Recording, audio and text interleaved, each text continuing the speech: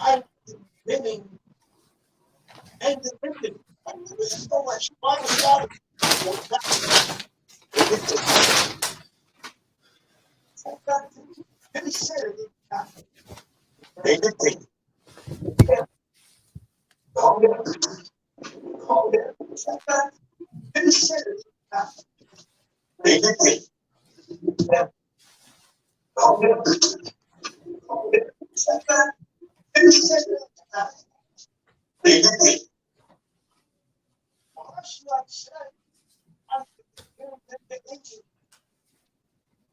So if he is the beginning, these headphones on, man.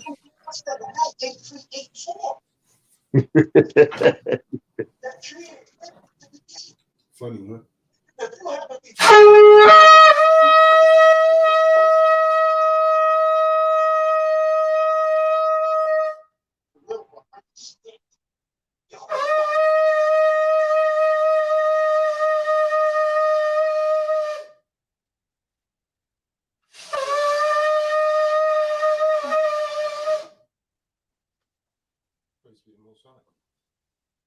Praise be to the Most High. Oh, praise be to the Most High.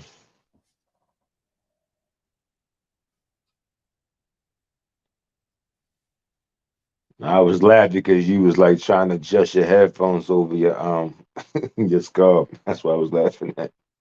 Yo, can we get someone to read something? Matter of fact, let's read the 10 Commandments. Every Shabbat, you're supposed to read something from the Torah. So we'll read the 10 Commandments. I got it.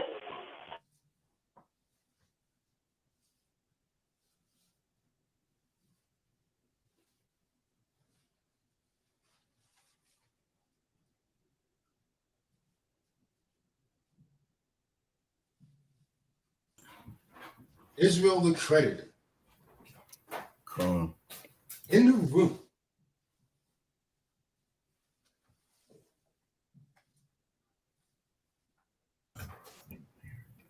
You got Exodus chapter 20. Yeah, I got it right here. Headphones. Making it hard to keep my prayer strong. It sounds like you got a lot of static. Who, me? Nah, it's Junior. They sound pretty clear. I do. I know with these headphones, it doesn't always sound right. All right, go All right. This is the book of Exodus, chapter 20, verse 8. Wait, no. Chapter 20, verse 3. Yeah, my bad. Chapter 20, verse 3. Thou shalt not have no other gods before me. Yeah, laugh now, you Seth. I'm Gucci. Laugh now, you shalt Seth. not. Yeah, you good, King. Thou shalt not make unto thee any graven image or any likeness of anything that is in heaven above, or that is in the earth beneath, or that is in the water under the earth. Thou shalt not bow down thyself to them, nor serve them. For I, Yahweh, thy supreme Elohim, am a jealous Elohim, visiting the iniquity of the fathers upon the children, unto the third and fourth generation of them that hate me, and showing mercy unto thousands of them that love me.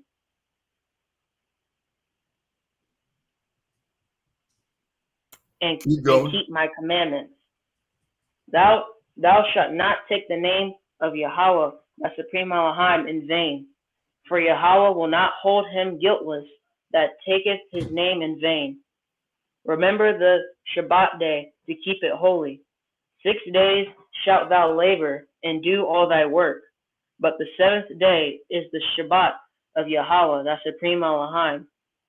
In it thou shalt not do any work, thou, nor thy son, nor thy daughter, thy manservant, nor thy maidservant, nor thy cattle, nor thy stranger that is within thy gates. For in 6 days Yahweh made heaven and earth, the sea and all that is in them, and rested the seventh day. Wherefore Yahweh blessed the Shabbat day and hallowed it. Honor thy father and thy mother, that thy days may be long upon the land which Yahweh thy supreme Elohim giveth thee. Thou shalt not kill, thou shalt not commit adultery, thou shalt not steal, thou shalt not bear false witness against thy neighbor, thou shalt not cover thy neighbor's house, thou shalt not covet thy neighbor's wife, nor his manservant, nor his maidservant, nor his ox, nor his donkey, nor anything that is thy neighbor's.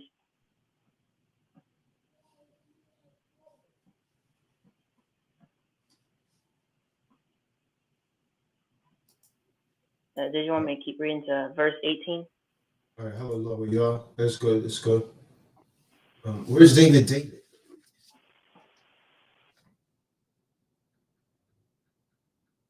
I'll give him a shot. Where's Roscoe Church? I bet Roscoe Church is working.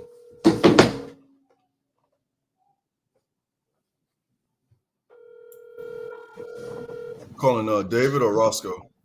Roscoe Church.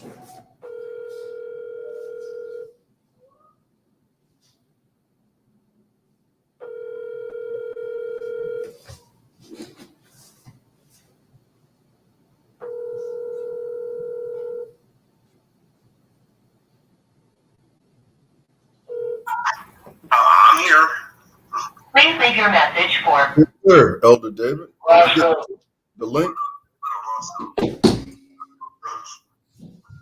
Are you able to log in to string okay. StreamYard? I'll be right in, but I'm here. Sorry. All right. Okay, so I'll do that. All right. So yeah, let's go ahead and get this started. So one of the last things that Hamashiach did before he went and gave up the ghost and to be crucified is that he met with his disciples. He anointed them, and then he put the spirit of the ruach upon them. This did not occur until he sent away the betrayer first. Before he anointed the disciples, he sent Judas Issachar away so that he would not be anointed. He told Judas, do what thou must do. And so in the scene, it takes place that they went up into an upper room. What is meant by an upper room? Anyone want to give a shout out? What's the upper room that they went up in? What is this upper room? And mind you that all of this was taking place on the Passover. The Passover that you've been taught to refer to as the Last Supper.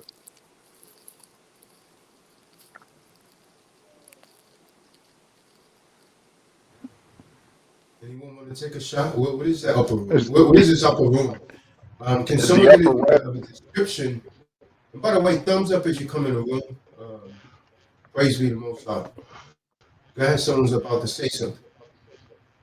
Yes, I was going to try to expound upon possibly what the upper room may be, directing itself to. Is it possibly a higher state of conscientiousness?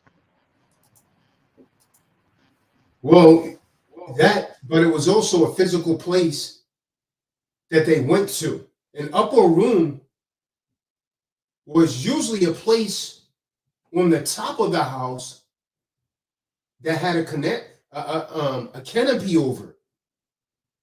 So they referred to that as an upper room. Okay, almost like a watch hour. Shalom, how's it going? Roscoe Church, we're in a Shabbat service. We was just wondering why you wasn't there. No, we talking about right now, Roscoe Church. The link was sent to you, Roscoe Church. Yeah, you're gonna be sleeping when that judgment comes too. I'm gonna get on there right now. All right. Enough said. Shabbat shalom. All right, so let's start with the book of Matthew, chapter 18, verse 20. First thing we need to establish is what is a church? Because many people are looking for a building. What is a church, heaven sent? Book of Matthew, Matthew, chapter 18, verse 20. For where 2 or 3 are gathered together in my name, there am I in the midst of them. So now he didn't say where 2 or 3 are gathered, but he's saying my name. His name is not Jesus. His name is not God. You see? His name is not Jesus. That's right. That's right. His name is not Allah. Allah is not a name. That's right. The word Allah means power. So that's not his name. He said, where you're gathered in my name. So you got to call on his name. Yahusha. Yahusha. You got to say that name. Otherwise, you're not calling on the name, man. Say the name, Nate. Say the name. Don't say that the name's not important. He said, when they're gathered in my name.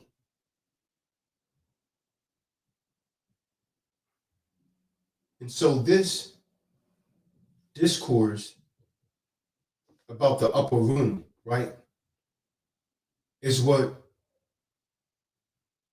Yahusha told his disciples on the night before his crucifixion, while they was observing the Passover. Now let me show you how Christians lie. And all of you that was under that doctrine of Catholicism and Christianity, and all of you that's still under it. Now watch this. If a Mashiach was crucified on the Passover, how are they saying that there was a resurrection on Easter Sunday? Because if this Passover was on the Shabbat. It was like a Shabbat high holy day Passover. So if he was written in the earth on the Passover, which was the Shabbat, which was a Saturday, and if he was in the earth for 3 days, how could he have risen on a Sunday? All you got to do is study the scriptures, man. Read it for yourself. So this is what they refer to as the Last Supper. And so he was observing the Passover, the so-called Last Supper, in the upper room. And so as I previously stated, an upper room would have typically been a home on the rooftop of someone's home. And it may have been open air, or it was covered by some sort of canopy. It would have actually been accessible from the outside of the home so that Hamashiach and the disciples could have entered and exited without disturbing the family who owned the home. When we read the gospel, and when we look in the book of Yachanan, John, the term upper room is not found in the Gospel of John, but in Mark and Luke, both of the disciples are identifying the location of the final meal together as an upper room. that a homeowner allowed them to use. I can't make this up. Let's get the book of Mark, chapter 14, verse 12 through 15. Facts, facts, facts.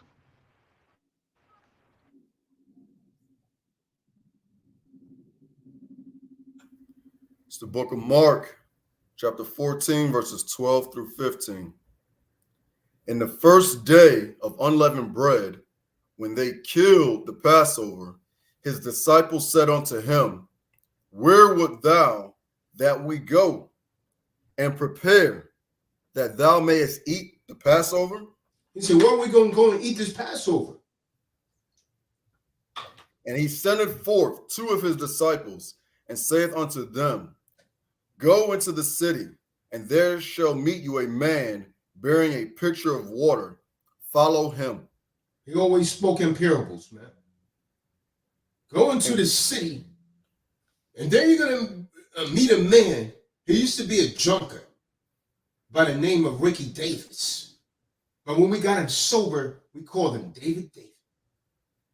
He's not carrying alcohol anymore. He's carrying a pitcher of water. Follow him.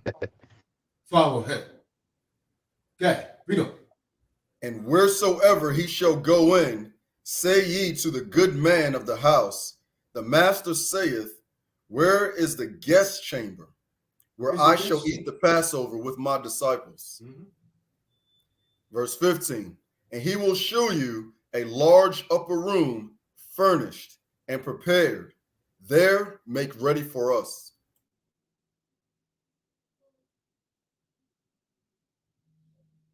Everybody see that? There make ready. So he sent two of his disciples telling them to go into the city, and a man carrying a jar of water will meet you. Follow him.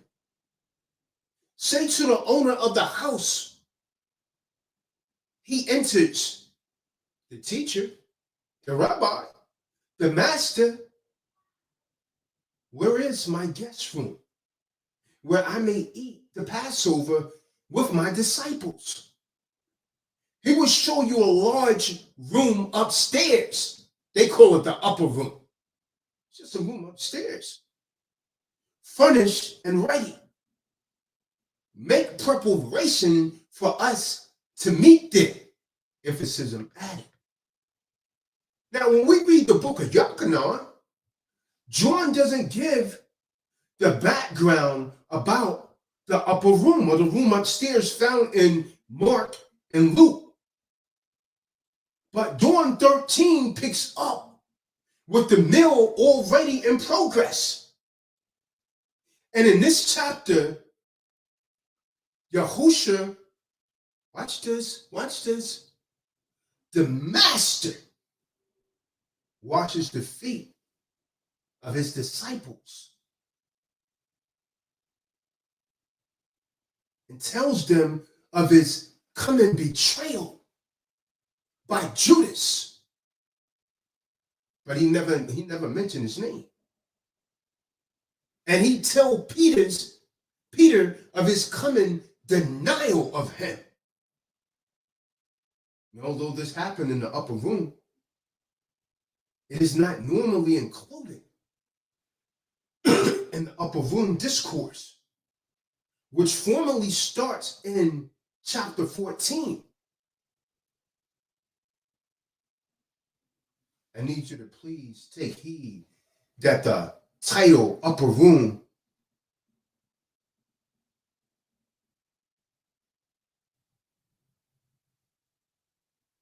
is not found in the scriptural text itself. Let's have a look at John 13th chapter, where it picks up when they're already engaging in the Passover. It doesn't tell you anything about the upper room. Yochanan chapter 13. John 14 is the only book of teaching that actually occurs in the upper room. Although many of the books contain the context in chapter 15 through 17 as parts of the upper room. Join the 13th chapter, man.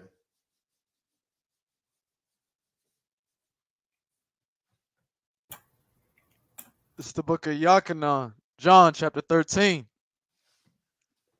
Now before the feast of the Passover, when Yahusha knew that his hour was come, that he should depart out of this world unto the Father, having loved his own which were in the world, he loved them unto the end. Mm-hmm. Verse 2. Mm-hmm. And supper being ended, the devil having now put into the heart of Judas. So the Passover has ended. Now watch this. For those of you who don't believe this is a spiritual realm, it said the devil got in Judas. This is why I tell you, getting more of your loved ones. They try to destroy your relationships. They look down. That's the devil getting on them, man. They try, now you shouldn't do. That's high shaitan. So the devil gets in Judas. Go ahead, read on.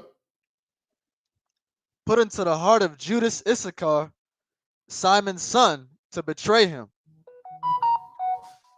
Yeah. Mm-hmm.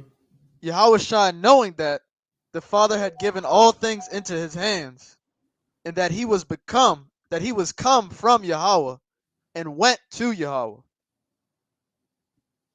Mm-hmm. Verse 4. He riseth from supper, and laid aside his garments, and took a towel, and girded himself. After that, he poureth water into a basin, and began to wash the disciples' feet. Now this is considered to be insulting. Do you know why Hamashiach did this? Because the disciples was trying to decide who's going to be who's going to be the big chief. And so Hamashiach had to remind them, this is all about humility. So him being the high priest, he went and washed their feet. See, someone that come and wash your feet was only considered to be someone of the lowest slave. Only the lowest slave will wash a man's feet. But the master did. Teaching the disciples to be humble. See, a lot of you got that part. How many of you going to wash Richard Burke's feet? See that? The master washed their feet. Go ahead, read. Verse 6. Salaki, verse 5. After that he poureth water into a basin, and began to wash the disciples' feet, and to wipe them with the towel wherewith he was girded. Then cometh he to Simon Peter, and Peter saith unto him, Adonai, dost thou wash my feet? Verse 7. Yahusha answered and said unto him, What I do thou knowest not know, but thou shalt know hereafter. Verse 8. Peter saith unto him, Thou shalt never wash my feet. Yahusha answered him, If I wash thee not, thou hast no part with me. Mm-hmm. Verse 9.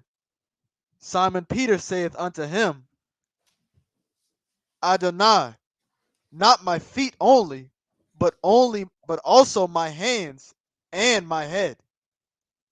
Yahusha said to him, He that is washed needeth not to save to wash his feet, but is clean every whit.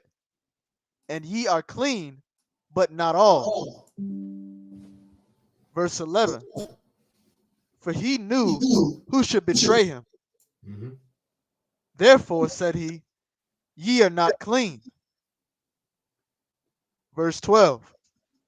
So after he had washed their feet and taken his garments and was set down again, he said unto them, Know ye what I have done to you? Verse 13. Ye call me master and Lord, and ye say, Well, for so I am. If I then, your Lord and master, have washed your feet, ye also ought to wash one another's feet. See that? Verse 15. That's what he was trying to teach you. Come. For I have given you an example that ye should do as I have done to you. Verily, verily, I say unto you, the servant is not greater than his Lord, He neither said, I'm going he. to do this for you. I'm the master. You're not greater than me. Then you should be able to wash every brother's feet in here. Okay. Neither he that is sent greater than he that sent him. All right, let's go to John Yachanan, chapter 14. And so the last words, let's get the last thing that was said. The last words that were said in Yachanan, the 14th chapter, are let us leave. And this actually indicates Yahusha and disciples are leaving the upper room. They're walking to the garden of Gethsemane. Someone get that. The last thing that they said in John 14 chapter.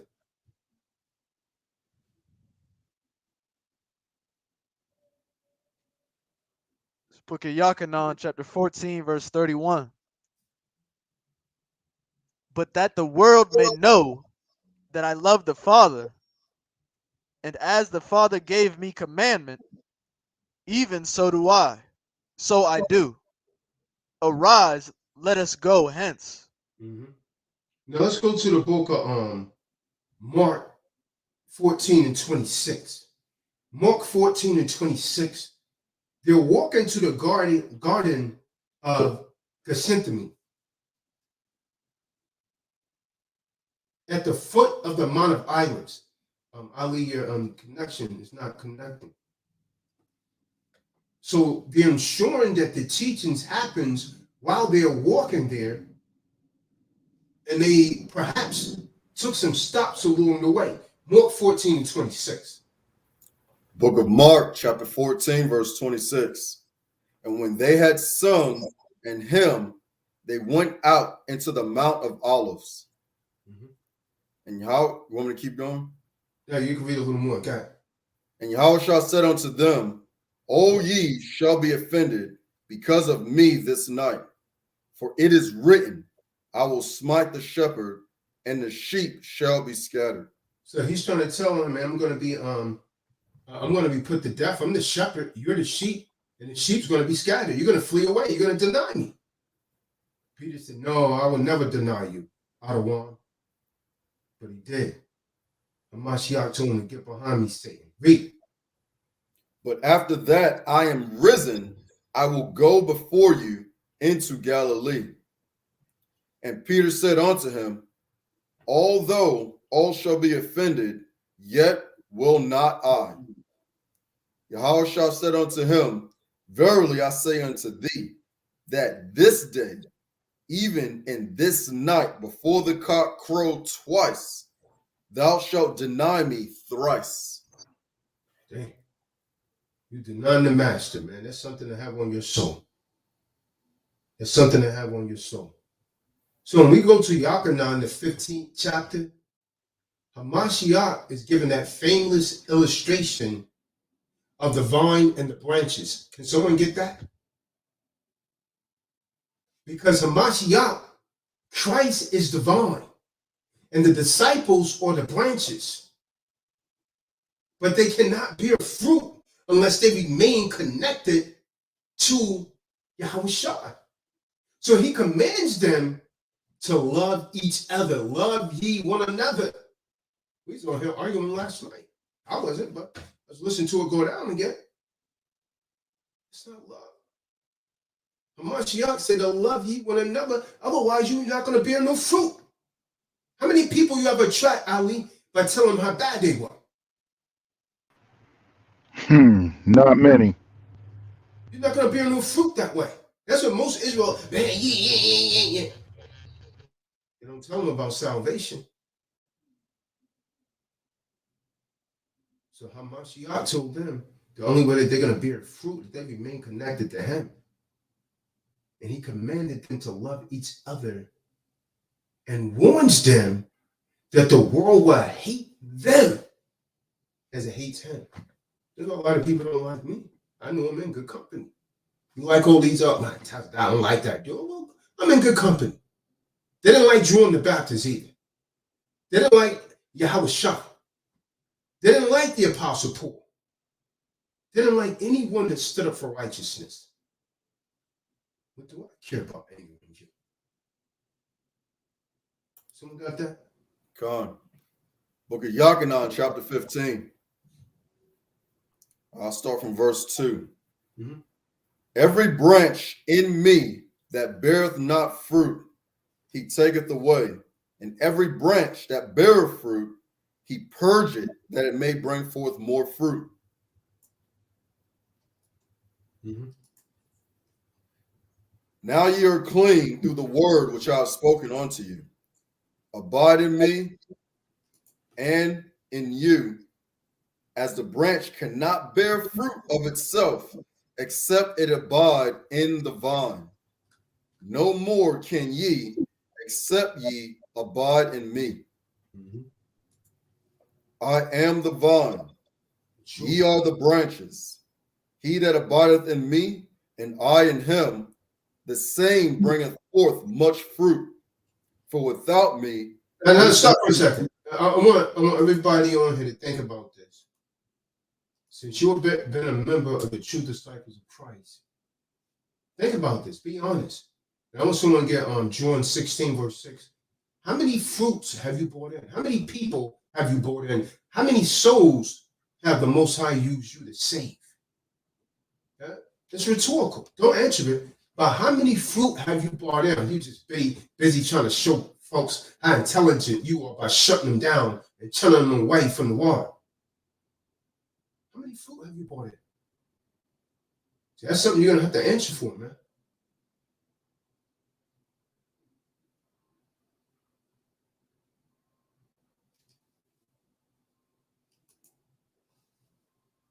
How many? From there, let's go to John 16, 6.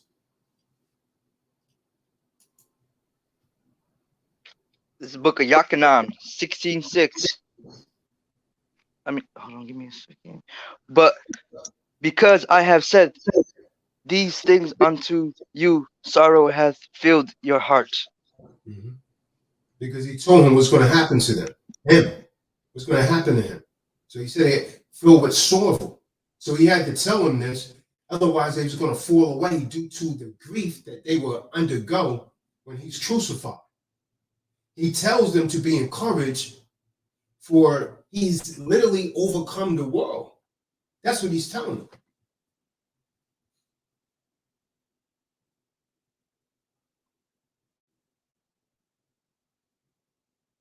John 17.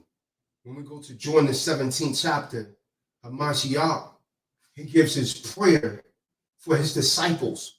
This prayer is sometimes referred to as the high priestly prayer, because he prays for their unity and their protection,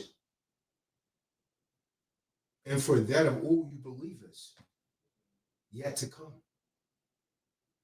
So I'm going to get that, John 17 and 20. John 17 and 20. Israel. Book of Yachanan, 17:20. Neither pray I for those alone, but for them also which shall believe on me through their words. So he wasn't just praying for the disciples, he was praying for all of us to come that wasn't even there yet, that we can make it. You're deterred by your family members. You're deterred by your spouses, and so on and so forth.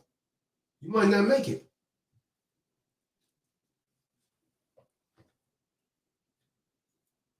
Shalom, Chanel, Danielle. Nice to see you again.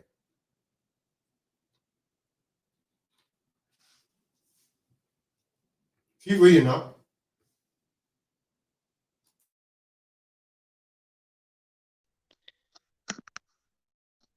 Salakia, I lost my place. Give me a second. Come on, verse 18. You said verse 18? No, I thought it would be verse 21. Like 21. 21. Yeah. Look at Yakanan, verse 21. That they shall may be one, as thou, Father, art in me, and I in thee, that they also may be one in us, that the word may believe, the world, Salakia, the world may believe that thou hast sent me. Verse 22. In the glory which thou givest me, I have given them, that they may be one, even as we are one. Verse 23. I in them, and thou in me, that they may be made perfect in one, and that the world may know that thou hast sent me, and has loved them as thou hast loved me. Wait, that's right. Continue. Verse 24. Father. That's good. That's good. When we go to Yakanan, the 18th chapter, during the 18th chapter begins when Yahusha had finished praying. He left his disciples.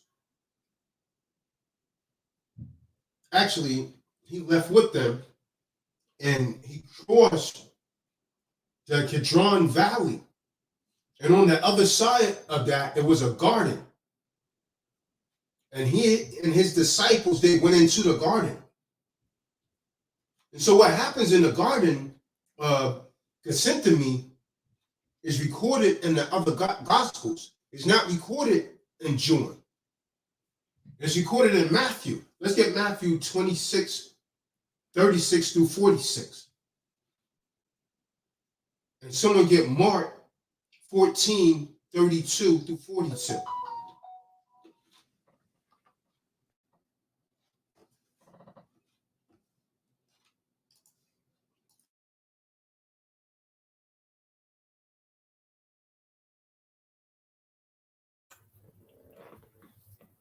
It's the book of Matthew, Metitua, chapter 26, verse 42. He went away again the second time and prayed, saying, O my Father, if this cup may not pass away from me, except I drink it. And so I can, in Matthew, you're starting at verse 36. 36. Come. So 26, verse 36. Chapter 26, verse 36.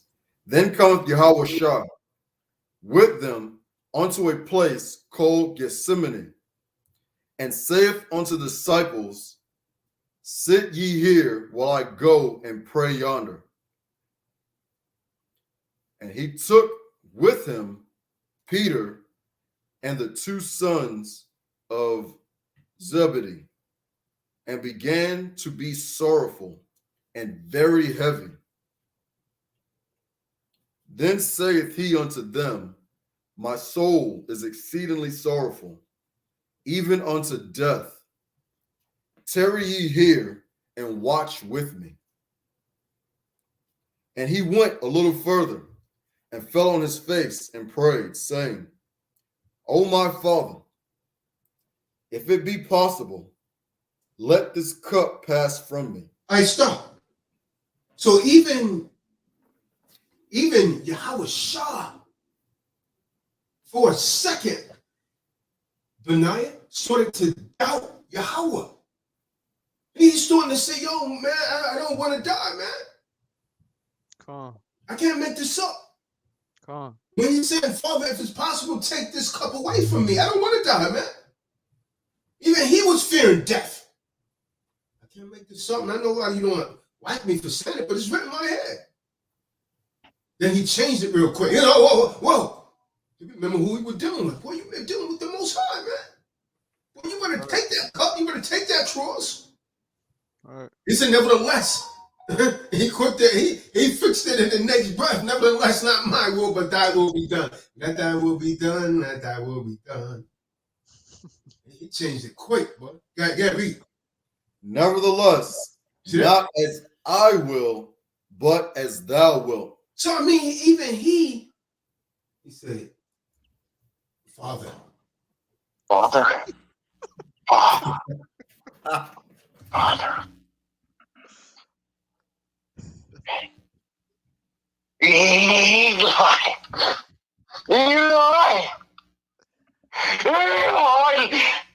Lama. Sabatani. That's what he said on the cross. Same secret. See, before he got to say that, Hamashiach tried to get out of that thing. He said, Father, if it's possible, take this cup away from me. I don't want to drink from this cup. In the next breath, he fixed it. Nevertheless, not my will, but let thy will be done. Let thy will be. Who is he talking to? If they wanted to see. See, the only way you could believe is they're one and the same if you believe in that Trinity garbage. How can it be one and the same? Who is he praying to? Kahan. If he's God the Father, who is he praying to? Exactly. Who is he praying to, himself? Oh, they can't answer that. They can't answer that. Then they go into this thing about it's a Father, a Son, and some Holy Ghost because he is a 3-in-1. I said, what are you talking about? A truant God? The Most High says clearly in Isaiah that he is up here, and there is no other capital G, lowercase o, lowercase d up there. He's the only one up there. So I asked, this is the question my mother posed because I've been trying to educate her on the teachings. Who is he calling to when he's on that cross? And then how do you compare that back to Isaiah, which simply says, he is up there by himself. He and he alone. There's nobody else up there with the Most High. That's why when he taps Yahusha on his shoulder, Yahusha is going to come out of that deep sleep, and he's going to be remembering the last time he was brought to his demise on this planet they call Earth. So that's why that red sash is a necessity. But I digress. Let's go to the book of Exodus. I can prove it. Let's go to the book of Exodus, chapter 33, verse 19 and 20. Watch this. Now, I want to ask you people a question. And it's evident. Has anyone ever seen Yahusha?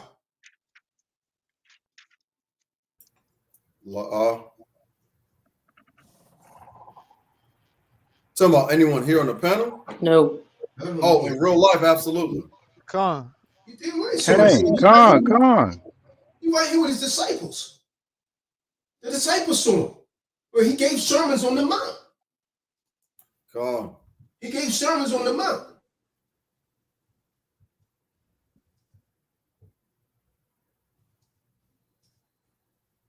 He was seen by hundreds. So now we have a problem. Someone get 1 Corinthians 15, verse 6. You want the Exodus? No, I want to show. I want to create a distinction here first. We're going to go back to the Exodus. Someone get 1 Corinthians 15 and 6. I'll show you by this. Hamashiach was seen by over 500 people at once. God, I got that 1 Corinthians 15 and 6. All right, bring it up. Book 1 Corinthians chapter 15, verse 6. And that he was seen above 500 brethren at once, of whom the greater part remain unto this present, but some are fallen asleep.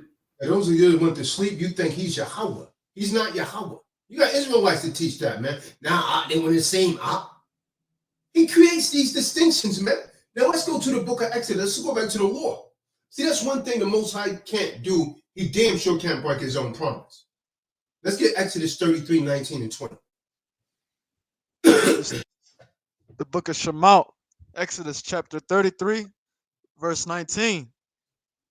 And he said, I will make all my goodness pass before you, and I will proclaim the name of Yahweh before you, and I will be gracious to whom will be gracious, and will show mercy on whom will show mercy. Verse 20. And he said, you cannot see my face, for there shall no man see me and live. So that kills everything right there. That kills everything right there, Nefertali. Because that kills everything about their Jesus is their God. That kills it all. That kills the whole thing. I concur. I concur. He was God's son. That kills everything right there. You cannot see my face and live. We just read over 500 brothers saw Yahusha at once. From there, let's go to John 1 and 18 for you so-called New Testament lovers. John Yachanan 1 and 18.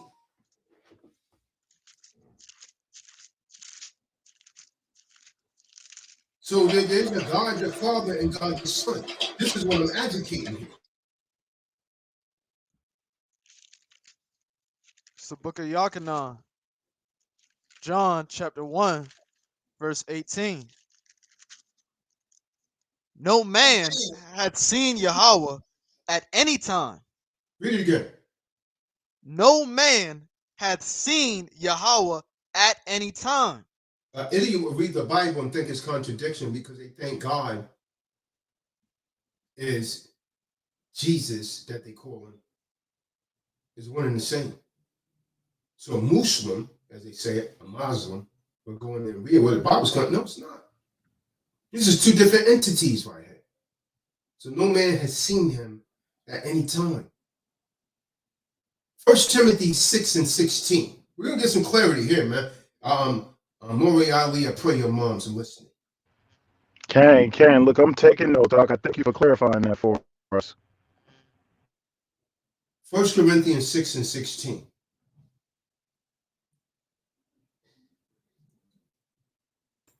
So like it, 1 Timothy 6 and 16. On the book of 1 Timothy, chapter 6, verse 16.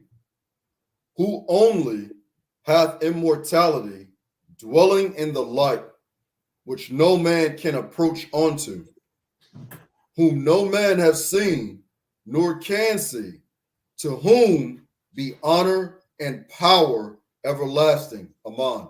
That's talking about Yahweh, man. See, when we go back to Exodus 33 and 18, Moshe was saying, please show me your glory, meaning show me your face. Jump to verse 20, he said, listen, man, you can't see my face and live. His face is too striking. What did he tell Moses? Go to 33 and 23. He said, you're going to see my back, but my face must not be seen. I would take my hand away and you would see my back, but my face must not be seen. Khan, Moses was asking to see the face of the Khan. This is the book of Shemot, Exodus. Moses was asking for his death. Yeah, he's definitely gonna get it. 33 and 18. And he said, I beseech you, show me your glory. Verse 19. And he said, I will make all my goodness pass before you, and I will proclaim the name of Yahweh before you, and will be gracious to whom I will be gracious, and will show mercy on whom I will show mercy. Verse 20. And he said, you cannot see my face, For there shall no man see me and live. See that? So he creates a tremendous distinction between himself and what many refer to as the Son of Yahweh, the Son of God. See that? Going back to the Garden of Gethsemane, some of Yahusha's most beloved, comforting words are from the upper room. Let's go back to John 14, verse 1. Yachanan 14 and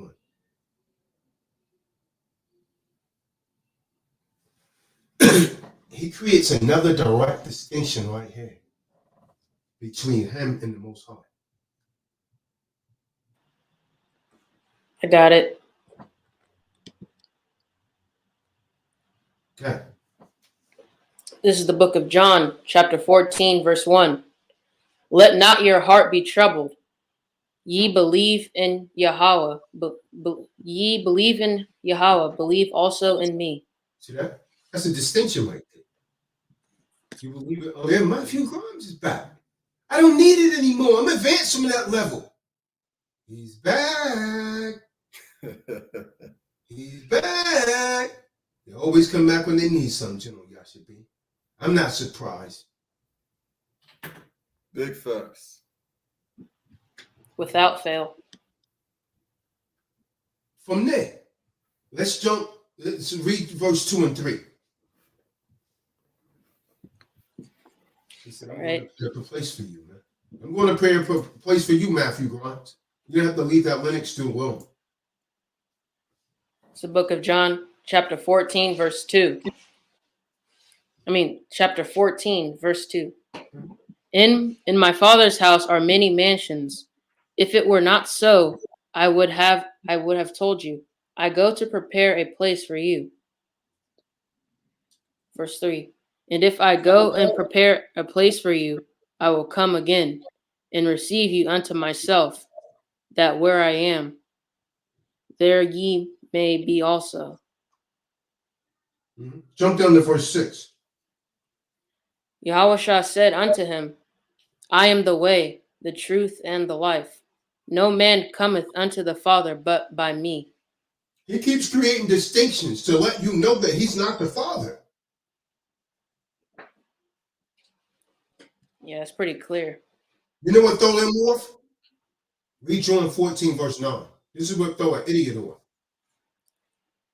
John chapter 14, verse 9. Yahusha said unto him, Have I been so long time with you? And yet hast thou not known me, Philip? He hath said, He that hath seen me hath seen the Father. And how sayest thou then, Show us the Father? What does he mean by that?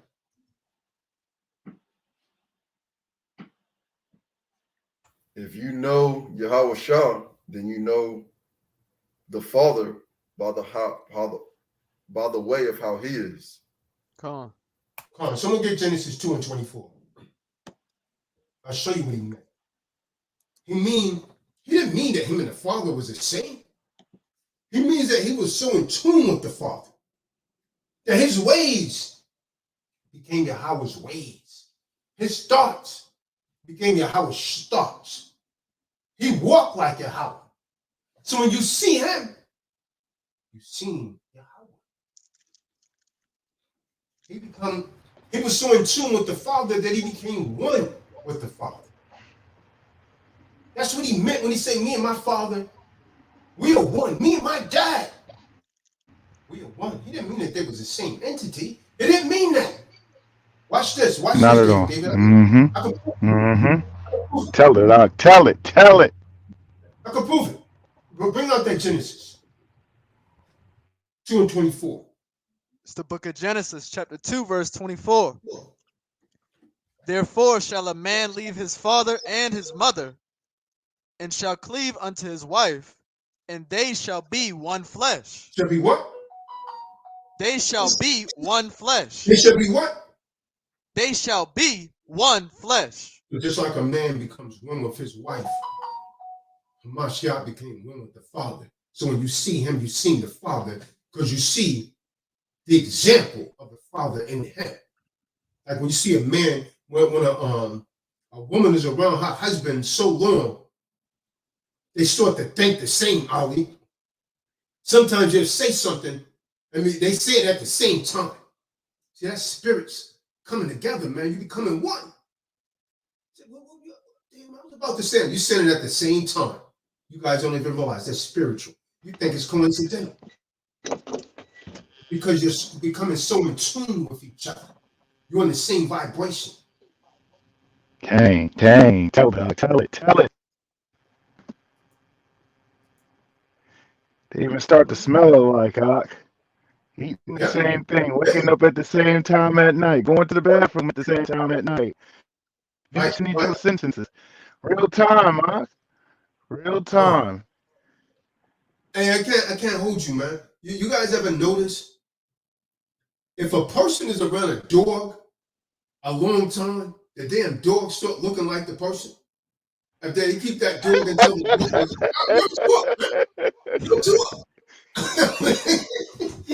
I can't make this up. That was an old dog. And an old man was walking the other day. I said, that man looks just like that dog, doesn't he? He picked up the same characteristics, man. And there's two people, man. So, sometimes two people be together so long, and they start thinking you're brothers and sisters because you start to resemble each other so much. Spiritual, man. Okay. Spiritual. And then also, King, they say, you are what you eat. Do not, I mean, come on now. Some of these people are looking like the very things they eat. Mm-hmm. So it truly is. You are making one, whatever it is you're studying. I believe that's what made Yahusha so perfect. That's why he made the comment, if you see the Father, you see me, because he was following that law to a T. You saw the Father, you saw me, so you saw the fringes. It led you to the Father. You say my name in Hebrew. It leads you back to the Father. Mm-hmm. Mm-hmm. Can't say his name without saying the Father's name in it. That's right. That's right. That's right. That's how you know your sons. And then, like the brothers who do have sons, they're a spitting image of the Father. The Father doesn't partake in these blasphemic things, so the Son doesn't take part in them. And the word gets passed around. He's just like his Father. He's just like his Father. Yakanan 14, verse 15. John 14 and 15. Verse 15, John chapter 14, verse 15. If ye love me, keep my commandments. That's got a lot of people right there. How many of you are keeping the commandments? How many did you break today? Let's get John 15, verse 5.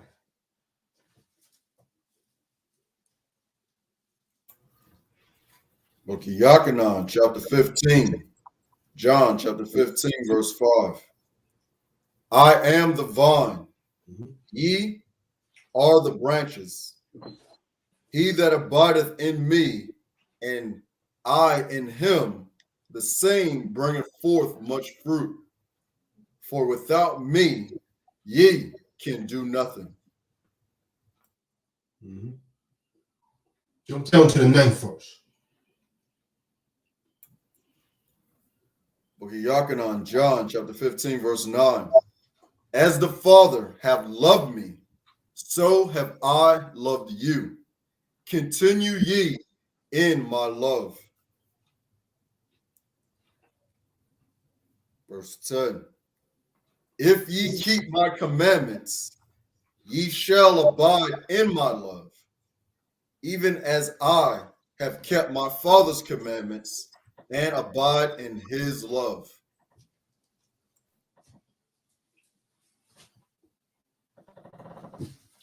So now Matthew 26, 1 through 29. This event took place in the upper room.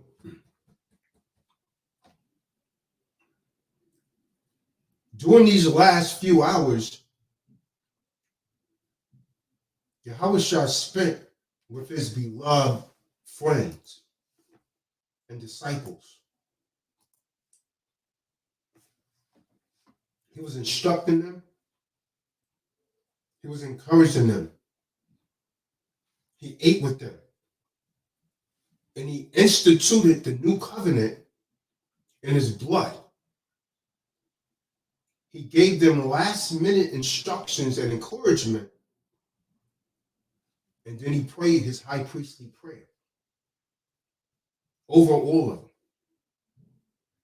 Then he went out to face the sorrow and the betrayal, rejection, and death, because that was the reason that he came into the world.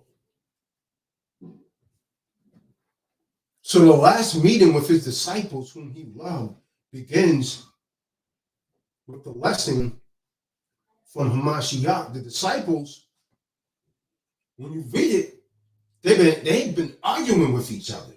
They've been arguing amongst themselves about who's the greatest. Someone get that. Someone get the book of Luke 22 and 24.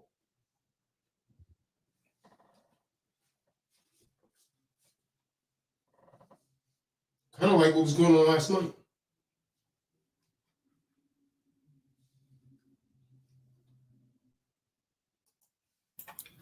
Book of Luke, chapter 22, verse 24.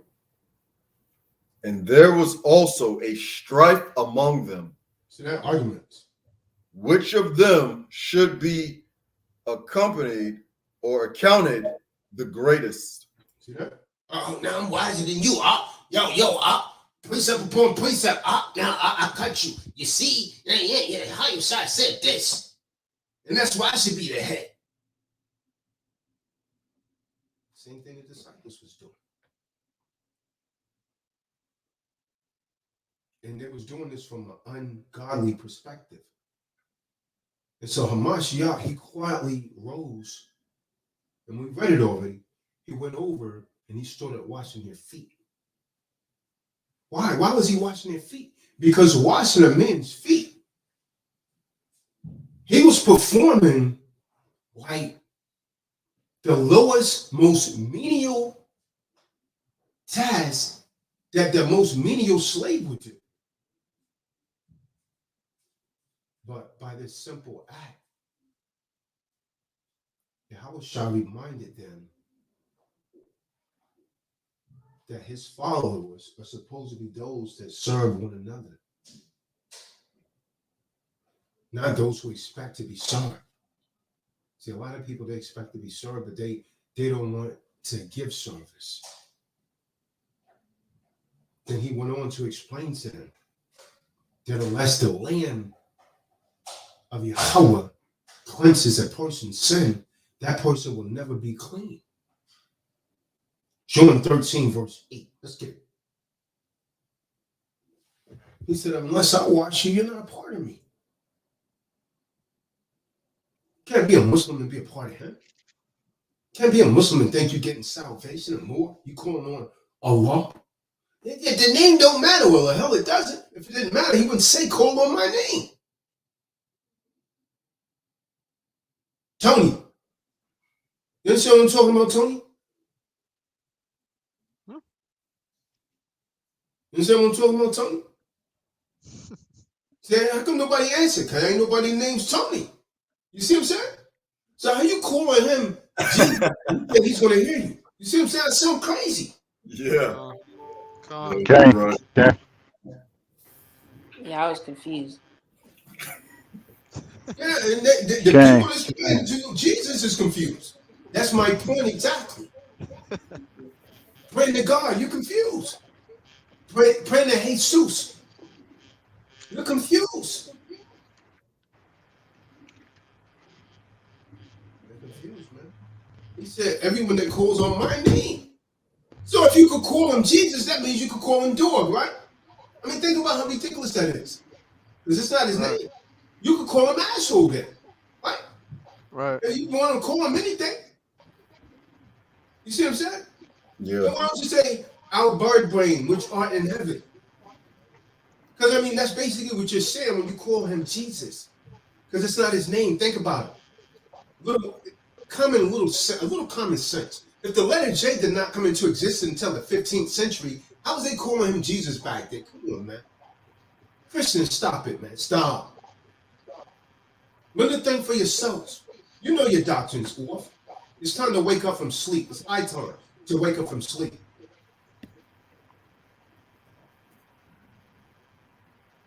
King, death and life is in the power of the tongue. Doc. For a lot of those ones out there using those falsified names, they're speaking death unto themselves. You know, the tongue itself, you can either bring death or you can bring life. I think that's Proverbs 18:21, where it says, death and life are in the power of the tongue, and they that love it shall eat the fruit therefore. So if you love ignorance and that's all you keep speaking, you're going to get it. If you love titles, since when you're saying God, you're just using a title, you're going to encompass and embrace everything that considers itself a God out there instead of coming to the one that is taking claim for creating you. He is the only one that's announcing he is the creator of Israel. The only one who says, let's make man in our image. And he says, skin of fine, burnt brass, and hair of wool. And he said, this is my name. And people call themselves fancy because they use titles? I think not. And I digress. Now, doing what they refer to as the Last Supper, like the Passover, Mashiach identifies the traitor, Judas. There's always going to be a Judas around. For every Yahusha, there's going to be a Judas. Judas betrays him to the authorities, and that brings about his arrest. He betrays him with a kiss. See, it's indicative of his disciples' weak faith. Because if they knew that they were strong, I need you guys to think, if they knew that they was true believers, they would have never said, is it me, Lord? Is it me I don't want? That shows weak faith right there. Because if you know you wouldn't betray him, why are you asking? Because your faith was weak. Their faith was weak. That's an expression of their weak faith, just simply by them asking, is it me I don't want? Am I the one that will betray you? But Hamashiach confirmed that it was Judas, no other than Judas, because he instructed Judas, said, go and do what must be done. And so after Judas departed, Hamashiach instituted the new covenant in his blood. And he commanded those who follow him to love ye one another, even as I have loved you. Love ye one another and live by the power of the Ruach HaKodesh. You hear that, David did? Live by the power of the Ruach HaKodesh, the Holy Spirit, the set-apart Spirit. When you Christians are doing what you refer to as Christian communion, that's what you're doing. You don't even realize what you're doing. This is what you're simulating, the blood of Hamashiach. See, Christ is, let someone get that, Luke 22 and 31 through 38. Hamashiach's body is broken for us, and his blood is shed for us. Yahusha made his first prediction of Peter's denial in Luke 22, 31 through 38.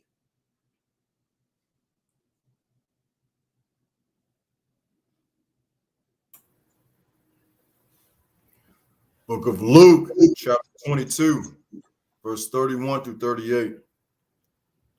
And the master said, Simon, Simon, behold, Hashatan hath desired to have you, that he may sift you as wheat.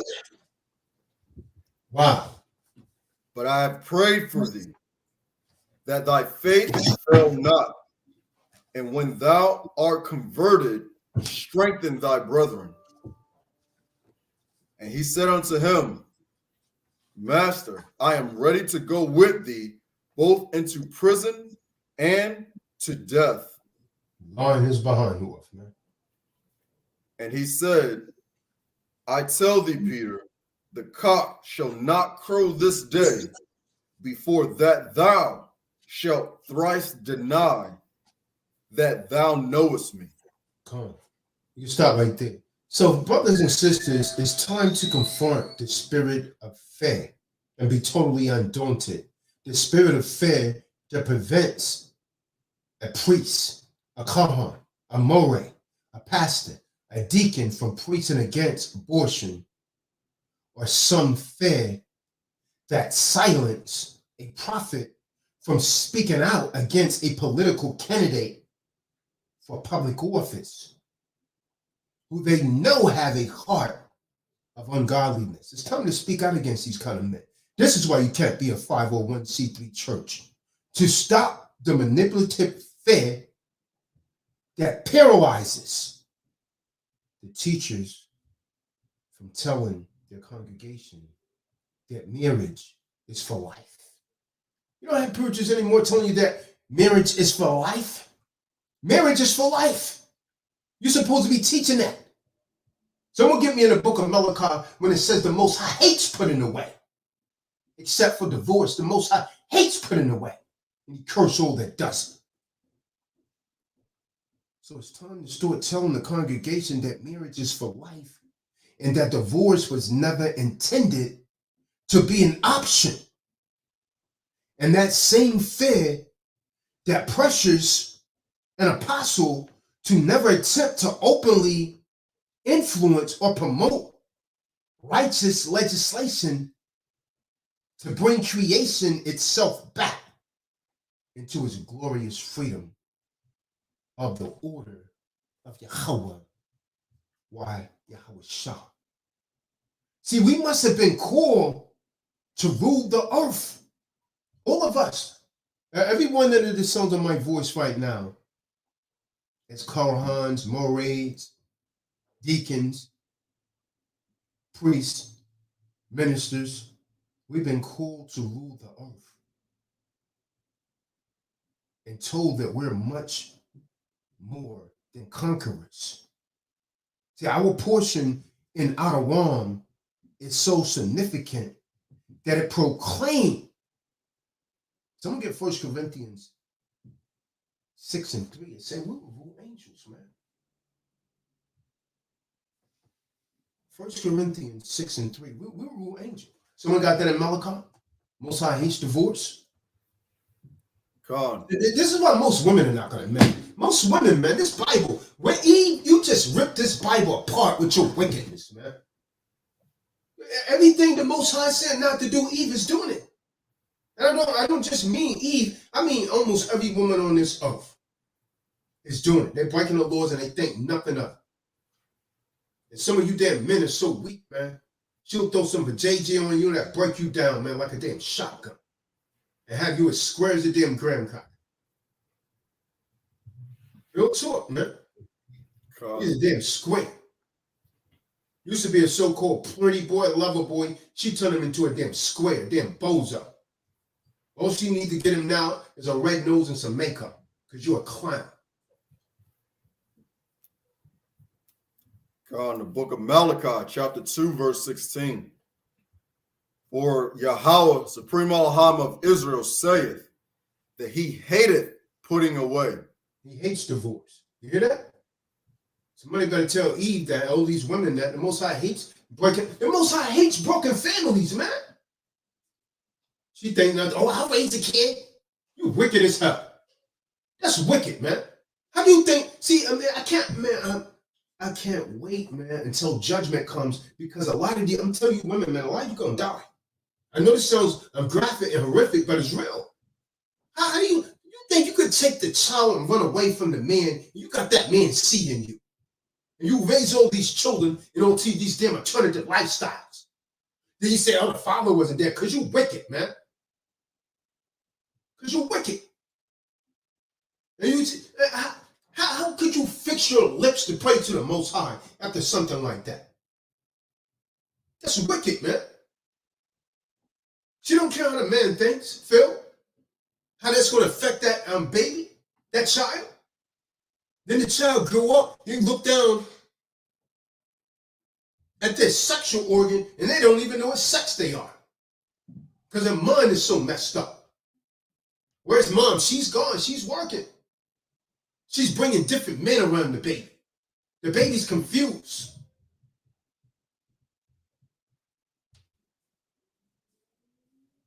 Destroyed. The baby said, where's my father? Oh, your father's no good.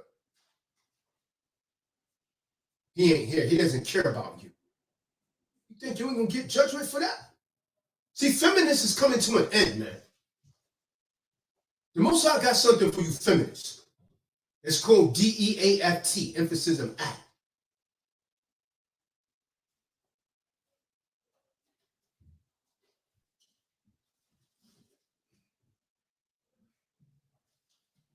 Someone got that precept, man? 1 Corinthians 6:3.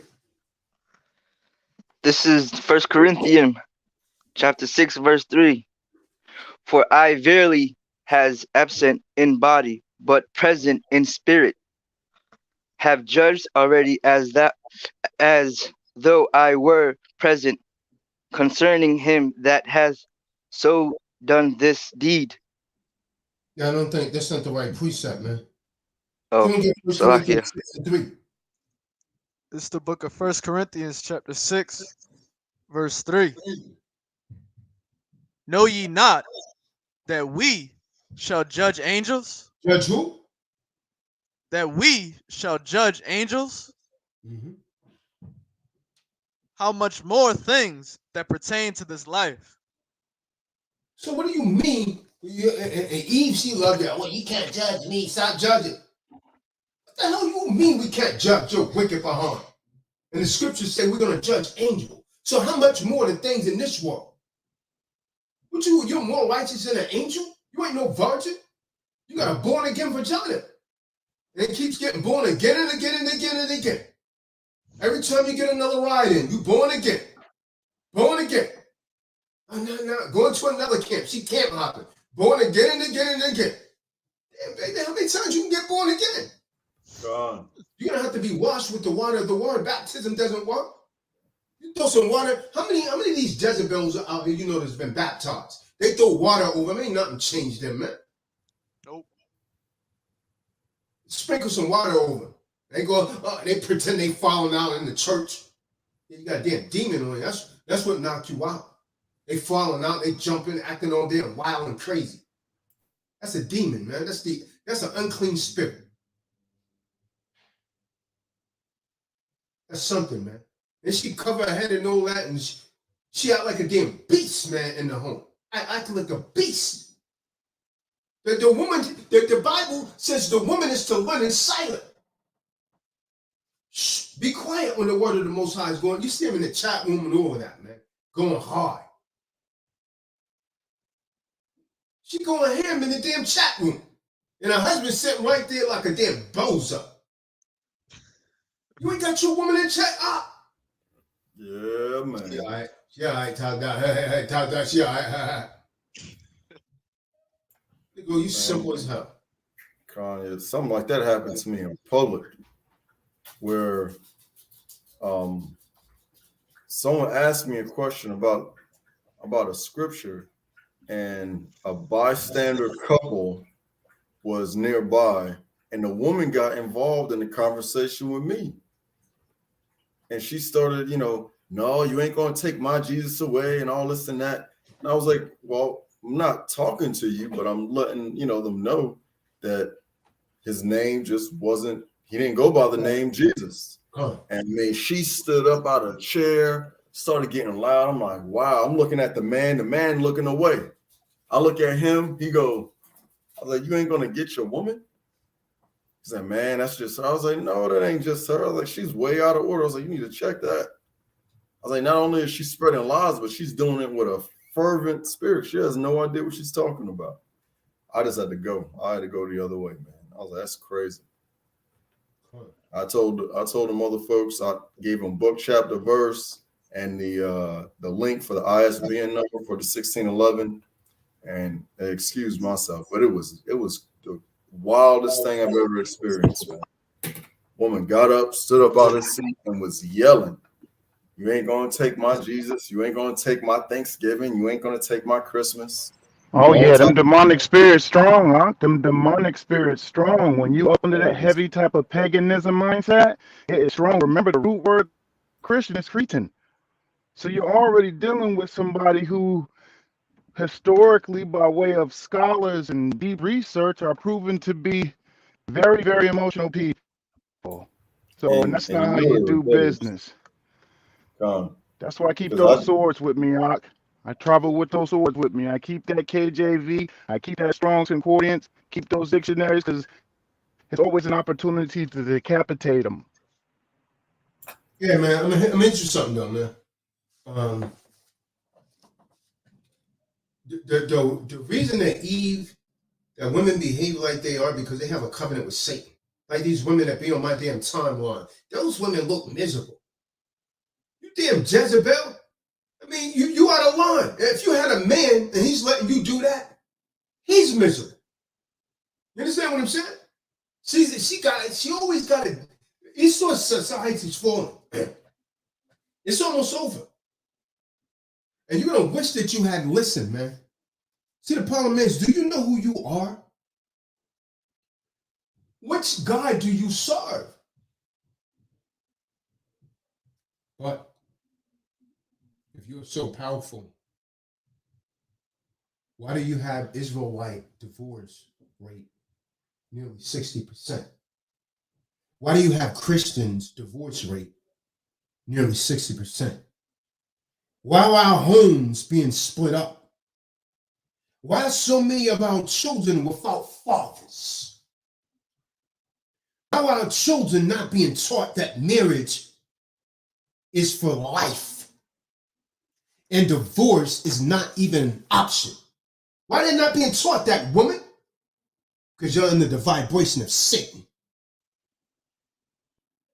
Why, instead of complaining about homosexuals on television programs like November, Bravo, Charlie, The New Normal, why are we not instead buying NBC, ABC, and creating our own programs, Nefertali? Why are we not doing it? It's hard as me. It's hard as hell for me to try and get people together just to get a kanas, man. A church. We're supposed to be doing way more than that. But you'll sit around and complain about the white man, Esau. But what are you doing, Negro? Nigga, right? What are you doing? You're just complaining about banks foreclosing on your home. But why are we not buying the damn banks? Huh? Why? Well, I'll tell you why. It's because 1969, the eagle has landed. The eagle has landed. The eagle has landed. Neil Armstrong, the first man to walk on the moon. The eagle has landed. The eagle has always represented Esau, man. Ever since 1969, we have had nearly 4 generations of Christian leaders, Israelite leaders that have completely disenfranchised the body of Yahusha. See, by our very definition as leaders, we are supposed to be teachers of the law. The law. Yet 90% of pastors, of preachers that I've spoken with can't even tell me the difference between a 501c3 and a 508c1 of our U.S. code laws. And if they can't explain to me the modern law, how in the heck in the world are they going to teach the body of Christ the biblical law? And so this gives new meaning to when the Apostle Paul wrote in 1 Timothy. Someone get 1 Timothy 1, verse 7 through 8. Watch this, watch this. So what Paul said to Timothy. 1 Timothy chapter 1, verse 7 through 8.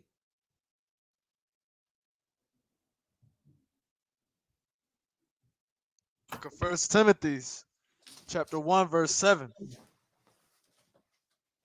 Desiring to be teachers of the Torah, understanding neither what they say, nor whereof they affirm. So I got a question. They said these people are designed to be teachers of the law. So how can they be teachers of the law if they don't even know the law? If they're saying that the laws are done away with? You see? Come on. It makes no sense, folks. But that's your modern day Christianity. Christianity is crucifixion in a pit.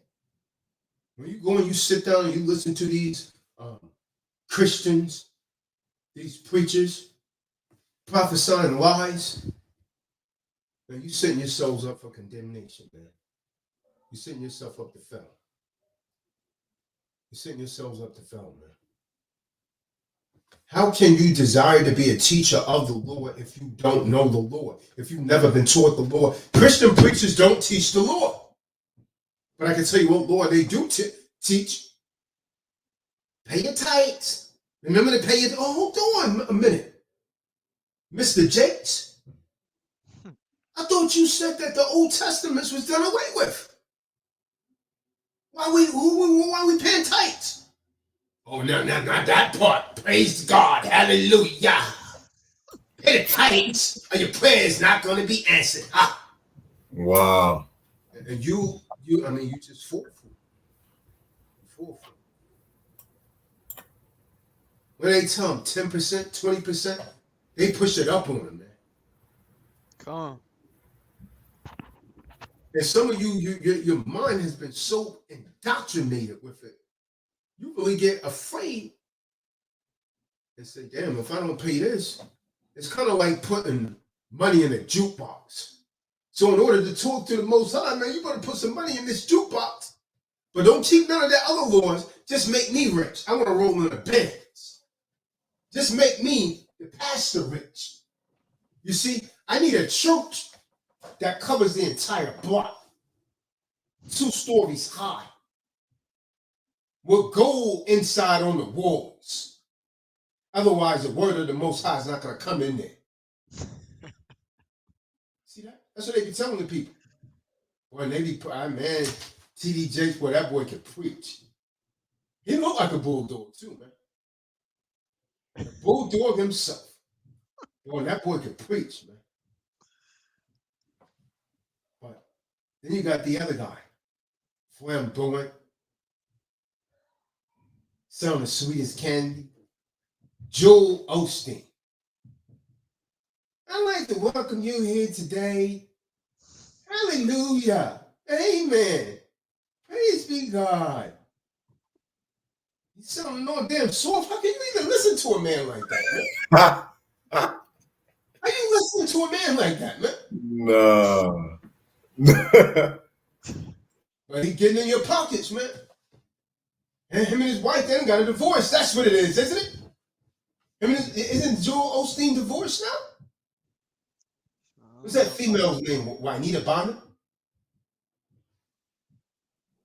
Y'all know who I'm talking about? What the Most High say about a woman standing in the pulpit preaching the water? See, these people do what they want to do, man. The law is done away with. You got women in the pulpit. But hold on, I thought the woman is supposed to keep silent in the church. Let me show you what a devil looks like. Well, Why did God give me these emotions if I'm not supposed to have them? You damn jackass. You dummy. Con. I have the ability to kill. Does that mean I'm supposed to go out and kill? You simple as hell, man. Crazy. Does that mean I should supposed to go out and kill? I mean, think about how ridiculous. That's a damn devil, man. Because I could say, a woman could say, why did God give me this vagina? I'm going to sleep with any man I want. You see how stupid that is? Con. Exactly. You simple as hell, man. Scriptures talk about that. It says, I got to get the precept, but it says, although all things are righteous unto me, doesn't mean you should do them. Doesn't mean you should go forward and do these things. I got to get the precept. It's all things that are expedient to us, but it's not all profitable. Con. Just because you can do it doesn't mean it's going to bring you profit. It's going to bring you debt. It's going to bring you sin. Yeah, these Negroes, they're not ignorant. They're ignorant. You know what I mean? They're not ignorant. They're ignorant. They're some ignorant. Ignorant, yeah. They're some ignorant Negroes. And what does the scripture say about that? Someone get 1 Corinthians 14 and 38. 1 Corinthians 14, 38. Most I say, if you want to be ignorant, I'm going to let you be ignorant, Negro. I'm not going to sit there and argue with you. I'm going to shake the dust. See ya. And I wouldn't want to be you on the judgment. Book of 1 Corinthians, chapter 14, verse 38. But if any man be ignorant, let him be ignorant. See that? If any man be ignorant, let him be ignorant, man. That's what it is, man. I actually had a young lady tell me that the reason why women aren't silent in the church anymore is because that's the old way. We're modern now. So I was like, well, how do you pick and choose what's old and what's new? But this is written in the so-called New Testament. Exactly. It's like, how do you know what's old and what's new? How do you choose what's what? Oh, well, you know the spirit. Well, how do you know what spirit? By what's written. But it's written that the woman should keep silence in the church. And they ain't cut conversation after that. 1 Corinthians 14, 33 and 34. 1 Corinthians 14, 33 and 34. For that ignorant woman. That ignorant woman. Ignoramus. It's the book of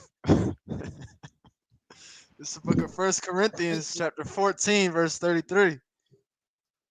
For Allahim is not the author of confusion. So the Most High is not the God of confusion. Read on.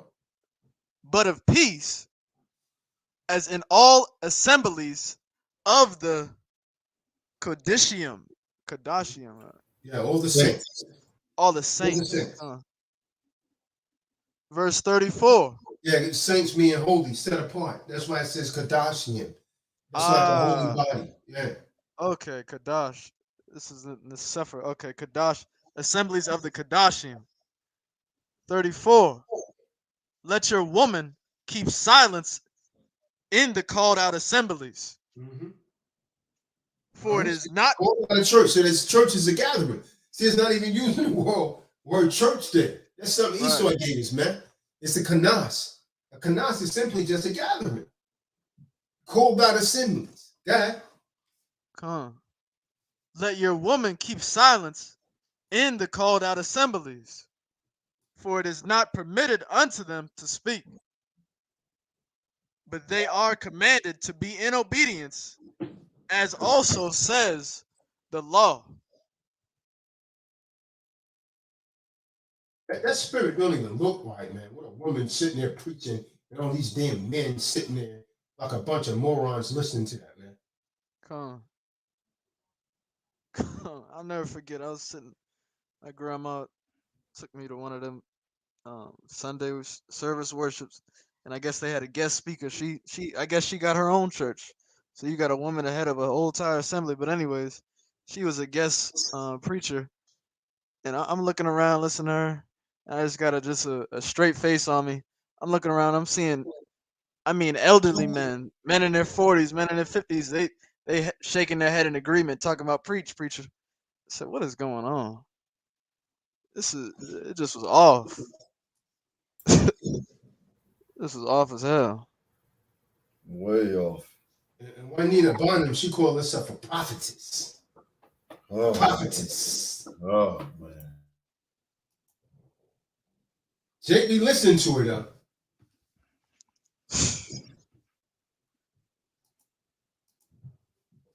The women be secretly, oh yeah, go ahead, girl. You tell the truth, girl. Go ahead, Juanita. And I was sitting over there last night and I was listening to the man of God preaching, and I was just causing all kind of changes in that seat. You can see that's a spirit, man. That's a spirit. Changes, and I'm just sitting there and I'm going through Look at Eve. changes because No hair cover, nothing. I begin to hear something. Tell somebody, in order for you to ever be free, you got to have the power to hear something. And I'm a firm believer of this, and I don't wanna bust anybody. See how they always stutter? Can people see that this is a technique? Right. This is a technique. Yeah. I don't wanna. It's a technique, man. That whole thing's an act.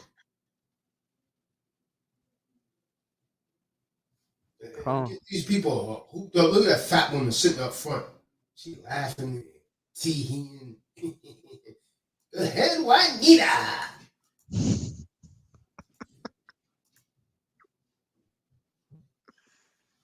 She's like David in a liquor store. Locked inside of a liquor store for the weekend.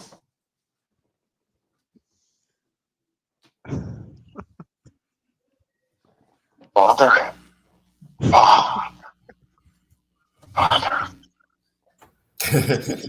That's what he gonna say. That's what he be saying, man, when that bottle is right there, man.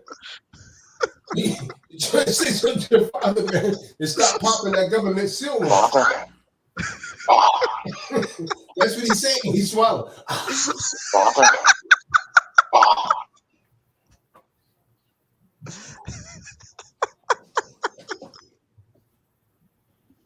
Benaiah is tickled. Whenever I come into these rooms, so I'm under the influence of the ruach, or I have been under the presence of the spirits and stuff.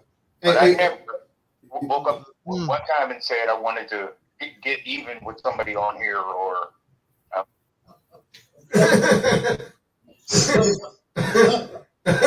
David. David, we fall down, but I never heard that. Oh, it's by Donnie McCurkin. Proverbs 24:16. Twinkling of an eye, kahan. We're going to have to use Underground Railroad communications. Listen to the reply they will tell you. One day, you're going to. Tell them, say that again, Felicia. Were you telling these young women? Say that again. I said, if you can't or not able to have the real person. When you say the real person, you mean a man? If a woman can't get a man? Huh? Right. Then what they got to use?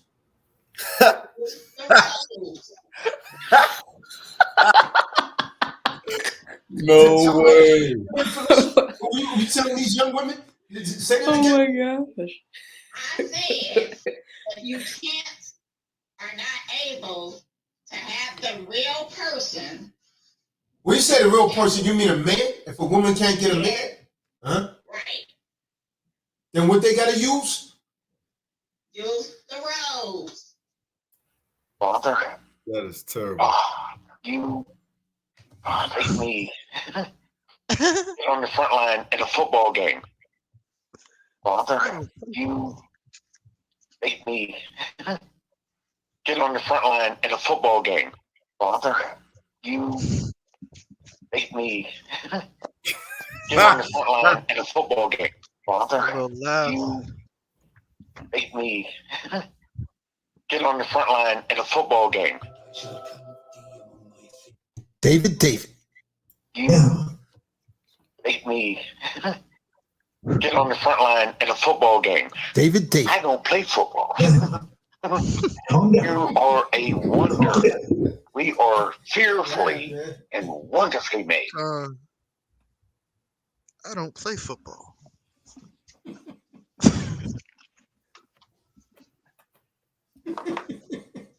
Father. Oh. Father. Eli. Eli. He's never the Somebody. See what I'm saying? See what I'm saying? Slacker, that gets me every time. It's never going to get old. And it's better than the one in the movie. That's the crazy part. Yeah.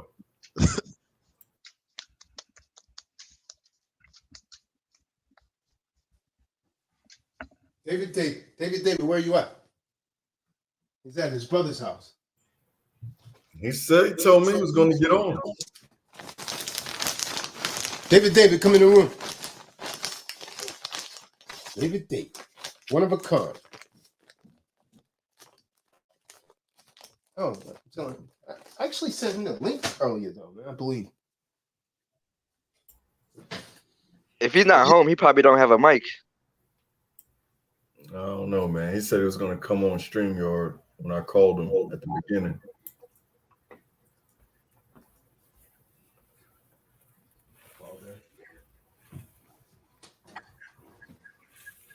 Oh, you kind of quiet right here.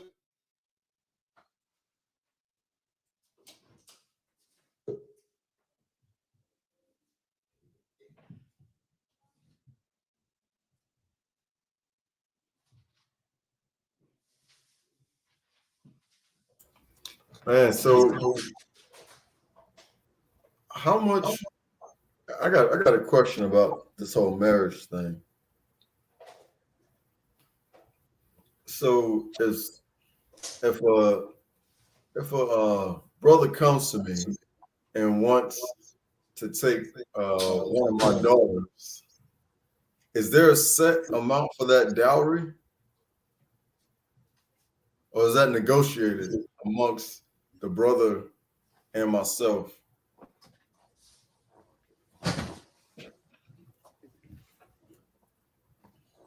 I'm just trying to wrap my mind around this thing. I ain't got but about 8 years left. These are the kinds of things that I'll be thinking about. Try to keep them protected. You know anything about that, Ali? Benaiah? I didn't fully hear your question. Yeah, would you repeat it again, King? So do you guys know anything about the dowry? If someone was to come to me asking another Hebrew Israelite asking to marry one of my daughters, is that a set amount or is that negotiated? I believe it would be negotiated, right? Comparative to what that man has. I mean, I'm just speaking out of thought, not out of scripture, but yeah, I'm assuming that would be in the law. Kanye, that next generation is upon us. These some of the things that I think about from time to time. Because I plan on keeping them until that time comes.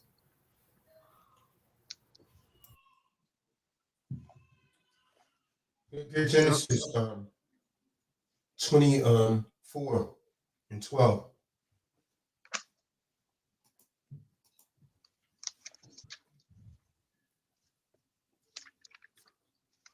And someone get Genesis 22 and 17.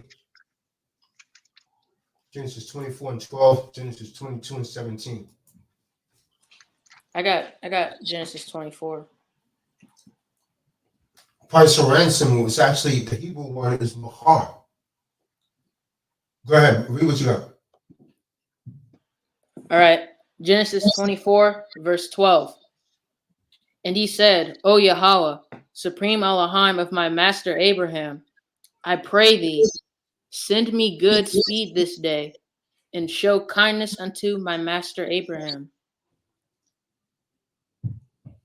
Okay, Verse 13. Behold, I stand here by the well of water, and the daughters of the men of the city come out to draw water. And let it come to pass that the damsel to whom I shall say, let down thy pitcher, I pray thee, that I may drink, and she shall say, drink, and I will give thy camels drink also. Let the same be she that thou hast appointed for thy servant Isaac. And thereby shall I know that thou hast showed thee kindness unto my master. And it came to pass, before he had done speaking, that behold, Rebekah came out, who was born to Bethuel, son of Milcah, the wife of Nahor, Abram's brother, with her pitcher upon her okay, let's shoulder. stop. So basically, in times in antiquity, the price was not known,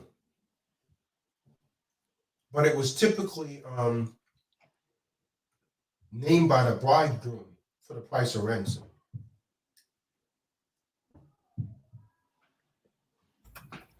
Get Exodus 22 and 17. Someone get Hosea 3 and 2.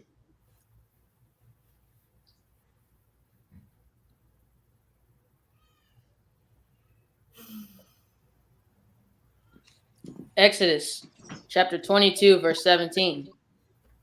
If her father utterly refuse to give her unto him, he shall pay money according to the dowry of virgins. Mm-hmm. So remember when Jacob served Laban for 14 years to get those two daughters. Yeah. So the price was never really known. They didn't come up with any specific price. Eleazar, the servant of Abraham, he brought gifts to Rebekah when he betrothed her. So the price is, the price was never specified. Genesis 25 and 59.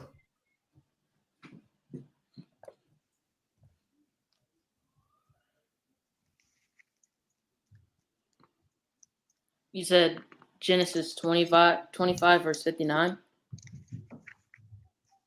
Kahan. Because now I need to make this clear. The woman may have been given gifts, but the woman also bought property or something, because dowry is also the portion of property that a wife brings to her husband in marriage. And I can prove it because the woman bought a portion of property to her husband. Rebecca bought her new home and female slaves from her father's household. When we go to Genesis 24 and 59. Someone get that. Genesis 24 and 59. It's the book of Genesis, chapter 24, verse 59. And they sent away Rebekah, their sister, and her nurse, Abraham's servant, and his men. And they blessed Rebekah and said unto her, You are our sister, be the mother of thousands, of millions, and let your seed possess the gate of those which hate them. Mm-hmm. And Rebekah arose, and her damsels, and they rode upon the camels, and followed the man.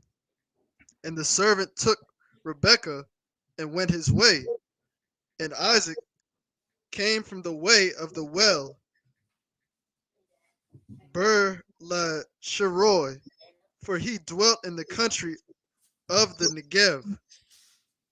And Issachar, Isaac, went out to meditate in the field in the evening, and he lifted up his eyes and saw, and behold, the camels were coming.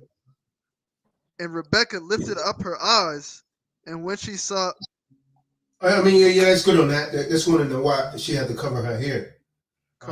So basically, she took things. The same thing happened with Leah and Rachel. I mean, Leah and Rachel when we read Genesis 29 and 24.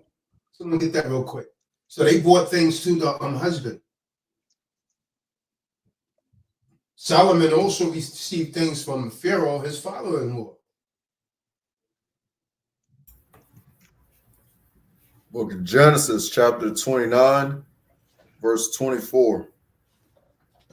And Laban gave unto his daughter Leah Zilpah, his handmaid, for a handmaid, her maiden for his handmaid.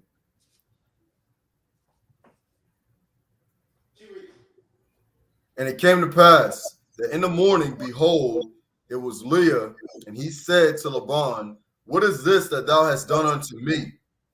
Did not I serve with thee for Rachel? Wherefore then hast thou beguiled me?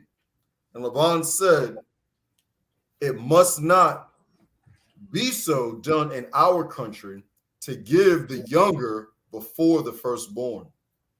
Fulfill her week, and we will give thee this also for the service which thou shalt serve with me, yet 7 years. That Genesis 24 and 29, you read that?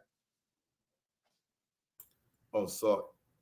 No, it was 29 and 24. Yeah. 29, 29.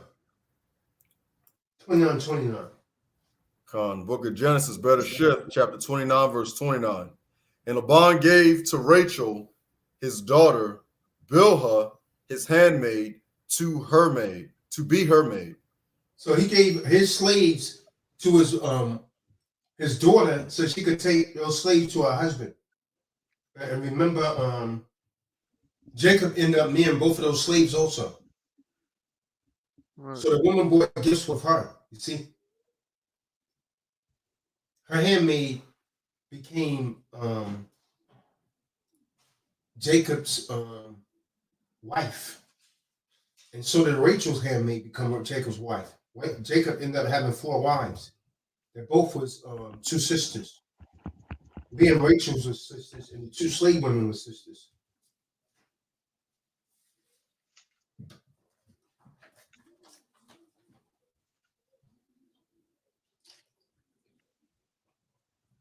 So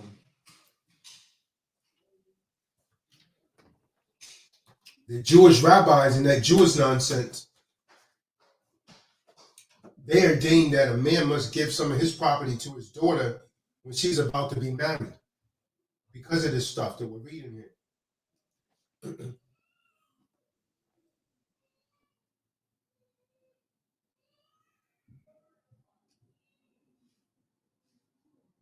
So when a lot of people talk about dowry, they just simply think that it's the woman getting money from a man. That's inaccurate.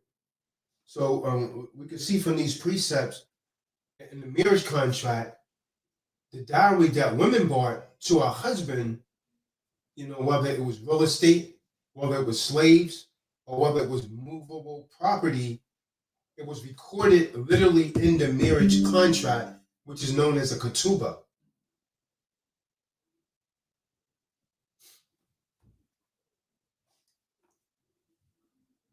So based on the customs, they would determine whether the amount that's listed in the marital contract in the ketubah is really worth the amount that it's really worth. That's customary.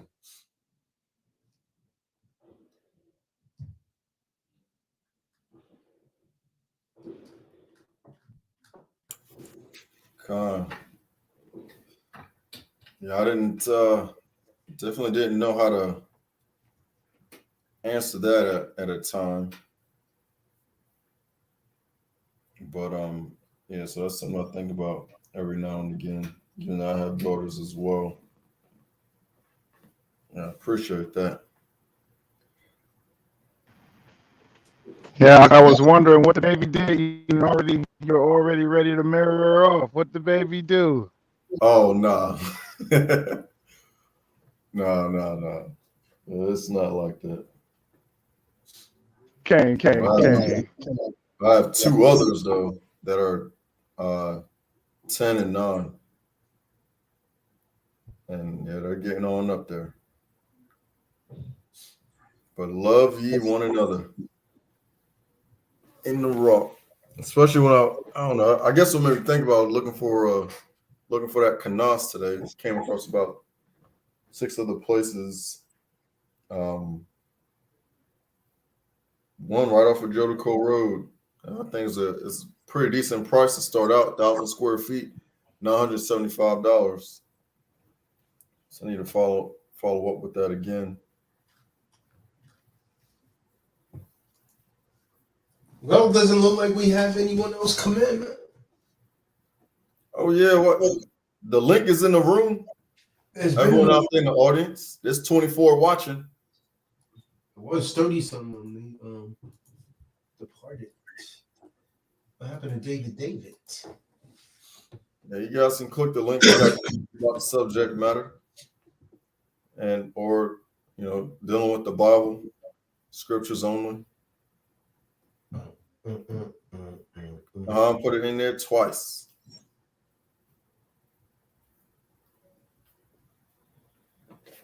What do you guys ponder throughout the week, and how does this message apply to your life as of today? Bring forth your questions to the kahan. David. That's what he's here for.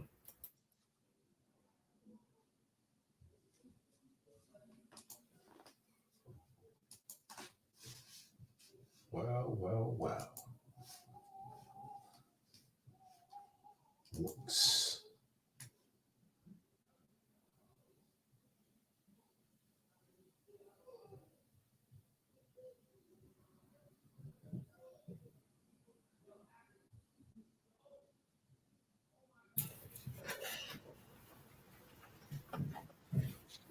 Roscoe Church, where you at?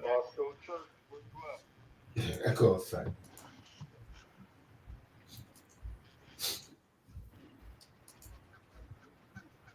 Matthew Grimes, you got questions about the subject matter? Using the chat. Go ahead, bring forth your questions or bring forth your testimony.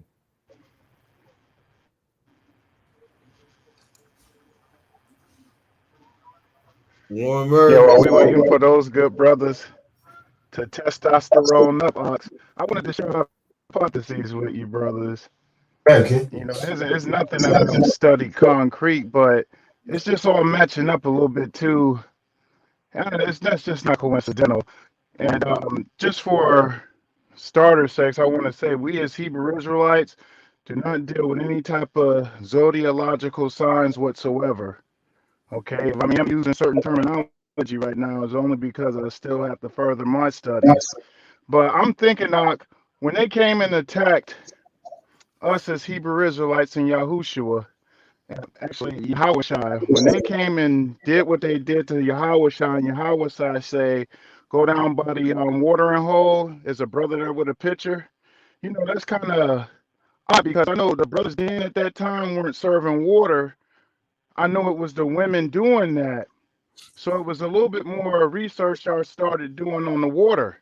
And the fact that there's nothing new under the sun, and the fact that we were attacked back in 70 AD, they burned up our libraries. So how else were we as Hebrew Israelites supposed to tell when the Passover came over? Simply.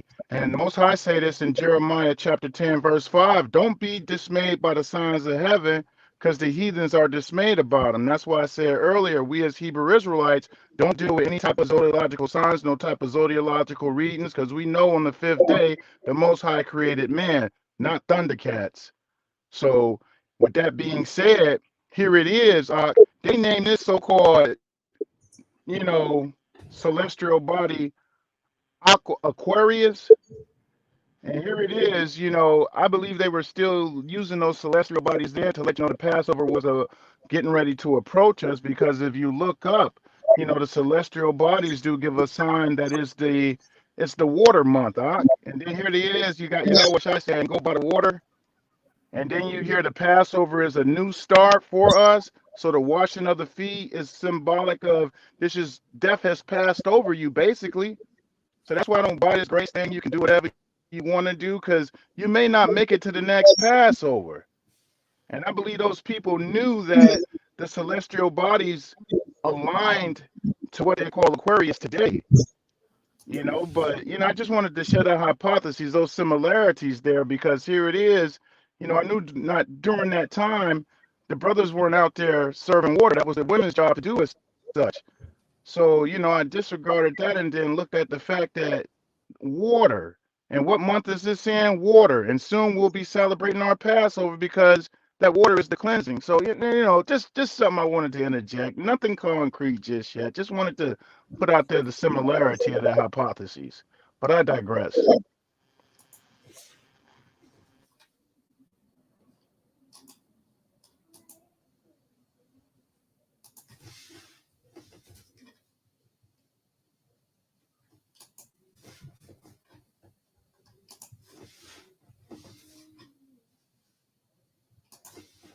Well, Shabbat Shalom, David Davis. Somebody say something.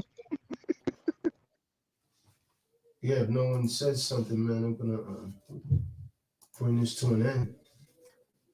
Everybody's quiet, man. I'm usually doing a webinar or something on this time, man. Just gonna give them the opportunity to get their funds together, Ali, to come in person. Yeah, no one's coming in the back. Oh, they're gonna enjoy that. They're gonna enjoy that.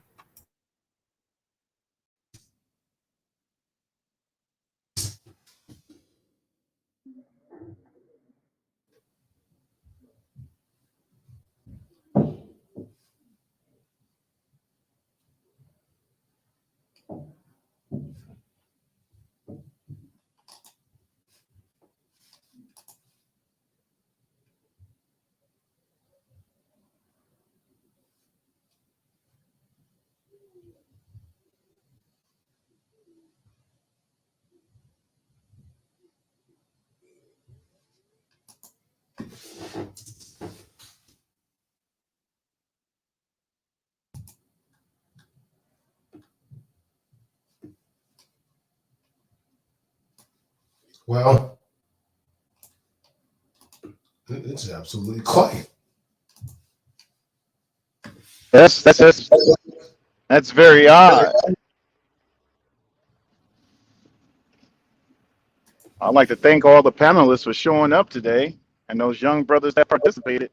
And good job, brothers. Great speaking skills. Shabbat Shalom. Shabbat shalom.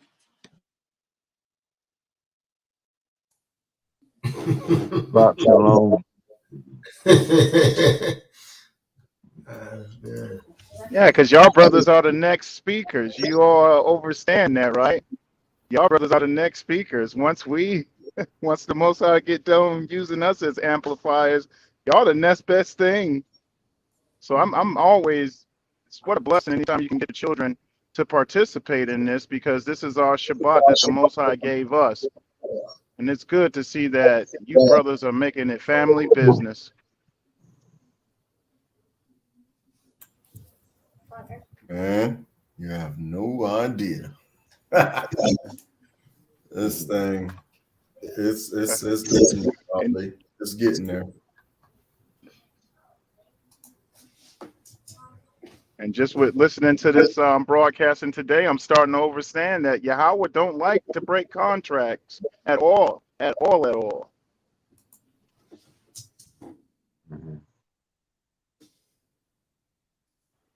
Neither does he like us to break those type of contracts.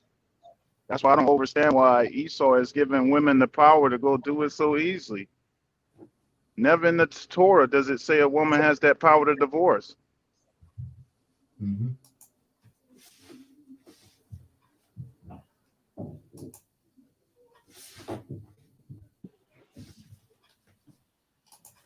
Yeah, I notice that a lot.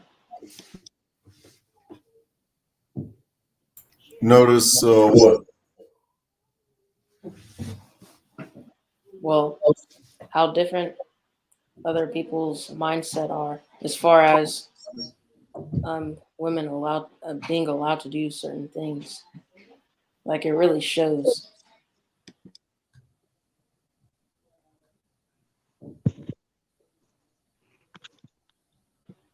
Like at the gym, like it's a constant reminder when I go to the gym,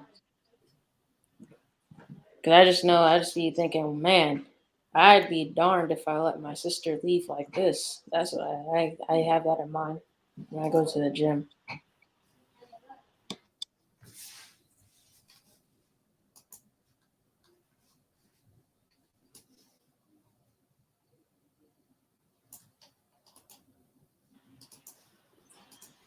I mean, hey, they don't call it the gymnasium for nothing.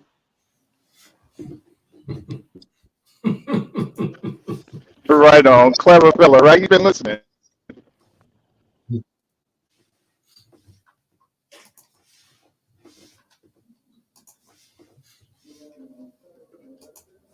What's going on with Israel? Israel. You come in last night. You want to come on now? Yeah, you keep coming around, man. You don't put the link out there. All right, Talking loud Ali. and ain't saying nothing. I All right, know. I'm gonna have Ali. Go. Shalaka, go ahead, Ali. Go and get the brother a wonderful offer, man, and come into the room, man. See if you bite today. oh, okay, he gonna have to wait because this is Shabbat. But if this wasn't Shabbat, I challenge you $25 to get on here, speak your piece, and tell us what's your God name. Let me go ahead and Because we make can. my Israel Cash App account. Let me go ahead and make it real quick. Okay. Well, look, I'm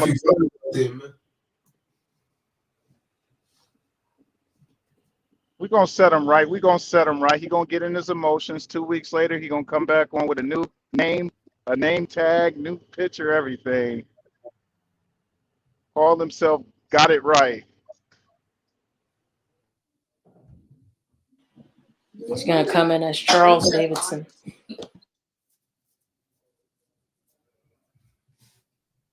I feel like he's only there because he needs this truth, but he's kind of wicked. Can't understand it or understand it.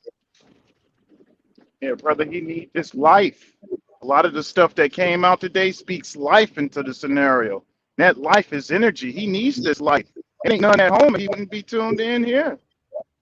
You know he's supposed to celebrate the Shabbat Khan. in the spirit. That's why he's showing up. So yeah, it's life on this channel, brother. There's a lot of folks that's ghostwriting, just tuning in and not saying anything, or they say something but never come to the table. Yeah, a lot of them, brother, shoot.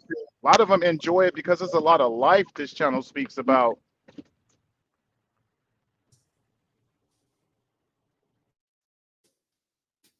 You know, someone that just came in. Roscoe Church. Rascal. Shalaka, you know what up? Shalom, shalom, Shabbat, shalom, brother. Man, it's daytime in St. Louis. Why it's so dark? Nah, that's because I'm in the basement, man. Uh-oh. I'm in the basement. Blink twice if you need help.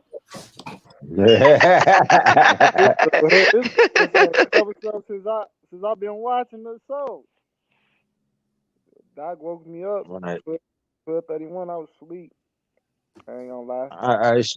Shalakia, brothers. You know what I felt? It felt wonderful, right? You know, because it's been acknowledged to us and given the truth about the Shabbat as our holy day. You know how when Friday come along, you like, man, and once Saturday hit, you know that energy, like, oh my God, like it's Saturday. It always felt real good. But Sunday never felt like Saturday, and Friday don't feel like Saturday. Saturday felt like it felt so good. So to know that Saturday is our holy day, like you be in your best garments, giving praise to the Most High, like even before we came into the truth, you know, when the weekend came, you always got fresh and went outside, or you know what I'm saying, been around now, I mean, that good energy on that Friday. Like I never understood that. Like why you like for you not to know, but you knew it was Saturday and it felt good. You know what I'm saying? True. Now to know that True it's that. a holy day. You know what Yeah. I'm saying? Like on a Saturday, like, Yes. yeah, it's a Shabbat, and you just feel Yes. good. Hey, Got yo, good breakfast, and you know what I'm saying? Like, hold on, yeah, man. that's what Hold on, it man. is. Yo, quiet, man. Yo, Roscoe, come on here, man. Let him speak. I was asking for someone to speak, man. Let Roscoe and Warren speak, man. It's Nah, I quiet. was actually listening to Roscoe, Doc. I was actually listening what to is what this he was one-eyed masonry crap you're doing here, man? saying. Warren Merriweather, go ahead. Can you hear me? Yes. It's just good to be around this much positivity when I'm not privy to this, say, in my daily walk. It's just good. It really feels good. And this being the Shabbat, I praise the Most High for letting me be amongst you brothers, and just asked him to give me the guidance to stay around y'all. Hey, did you get that book yet? No, I didn't get it yet, bro. I just had sent you a text to find out when, you know, it would be coming, or did you send it already? No, I mean the tracking number. Write this tracking number down. Okay, hold on. Yeah, because I was taking notes on the scripture that you were quoting, that you and the brothers were quoting. Come on, I got it. I'm ready. 9510 9510 111 811 8119 8119 9776 9776. Woo. 2022 20 2032. 2032. That sounds like two birth Let me certificates. finish the number, man. 6784 6784 69. 69. That's a lot of numbers, kahan. Yeah, they left a notice there. Apparently, you guys didn't pick it up. We attempted to deliver your item at 11:42 on February the 3rd. February what? The 3rd. Yeah, I kind of figured you was, because I sent that thing 2-day mail. You should have gotten that by now. So they left a notice. Salaki, if you sent it the way you sent mine, they are having you to sign it. Yeah. They left him a notice, man. I always send him that way. They left him a notice. Apparently, he didn't acknowledge the notice. Here it is right here. So that was 2 days ago, brother. Okay, I think now I see. Hold on, man. We attempted to deliver your item at 11:42 a.m. on February the 3rd. Lakeside. Yeah, I see it now. I see it. It was some other mail. I mean, that's on you, though. Yeah, no problem, Bob. You asked me where is it? It was there 2 days ago. Okay, now what happened here is you got signed for it. no, it's not. There you go, David. Calm down. No, you calm down. I requested a signature on that packet. That's why you ain't get it. Okay, so I'll go out to the post office and get it. Unless you're gonna meet them. I don't know how many times they attempted to deliver it already. All right. Okay. Okay. I'll go to the post office. See if I could pick it up.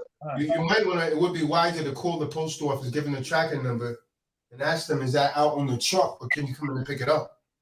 If it's not on the truck, tell them to hold it. Okay.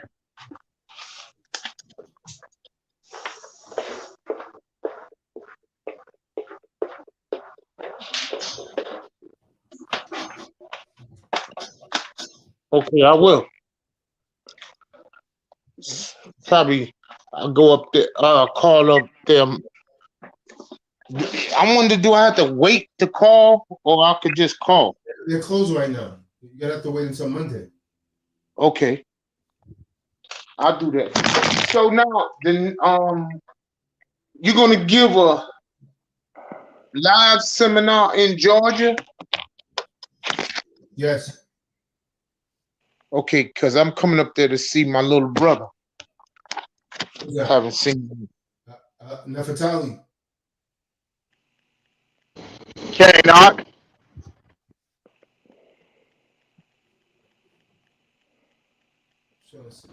Salaki, can you hear me, Hawk? Do you know where it's gonna be held at, Kahan? Yeah, apparently, man. You haven't. How did you know about it if you don't know where it's held at? Because the It videos that says something about Harris. I mean, something about Harris. You asked me a question, man. Let me answer it. Every video Okay. that I put out, it has the address under it. Okay. The video. Hold on a second. I don't think you guys can hear me, man, because you keep talking over me. Hold on. Let me go and find the video, man. Matter of fact, I posted it in this room at the beginning, brother. But let me grab the video for you. How's these channel subscribers are going up incredibly, and the views are just hate. All right, here it is right here in the room. Okay. I posted in a private chat room. There's a link. If you watch that video, the address is under there. The link to pay is under there. Okay. You're good. That's what you in the book. What's up, brother? Is that what you standing there with the book? Standing with the book? What are you talking about? It looked like you standing. It's small. I can't really see it. I'm not standing with the book. That's a picture of Atlanta. Okay. So I must be looking at the wrong thing.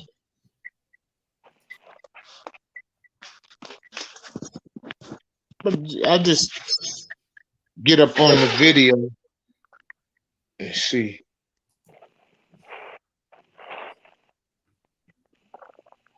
You gotta press the chat button, beloved. Okay. So I gotta go back to that.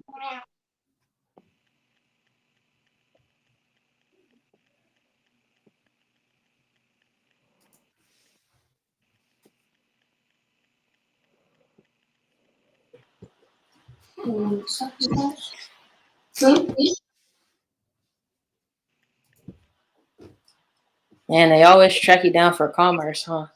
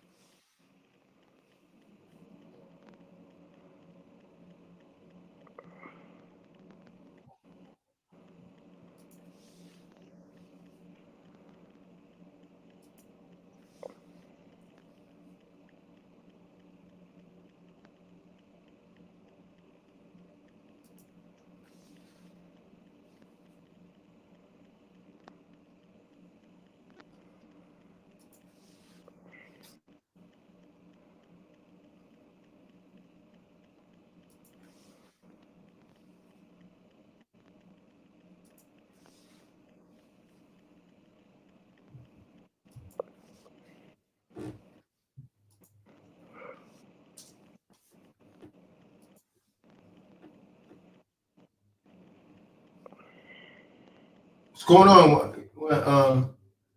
Quiet.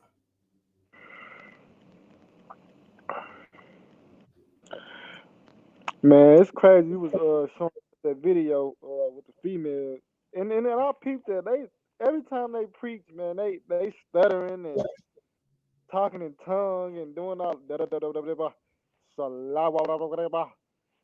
I be like, damn, how people be sitting there listening to that? I don't even know what they saying half of the time. It just sounds like talking they talking in Mexican or something. I don't know what they be saying. I was just looking at the it was a trip, man. You know what I'm saying? The so-called church and whatnot. Because the church is the biggest problem. That's the root problem right now with the Hebrews, because that's what got their mind. That's how they conditioned. I was just tripping off of it. Like it's crazy, man. And it's something about my spirit, man. I was always off. When I used to get in the church, for some reason, I just used to be off. Like I don't know. Even as a little boy, I used to just be off.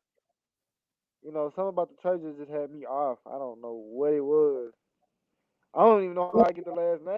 Church. Like, you know, even though the church is not a bad, if the word is being taught in a good way, so I can't say the church, just the church itself, like the building, because the church is not bad, but if it's being taught in the wrong way for other people's interests and whatnot, and it's being supervision by the government, then shoot, it's all off.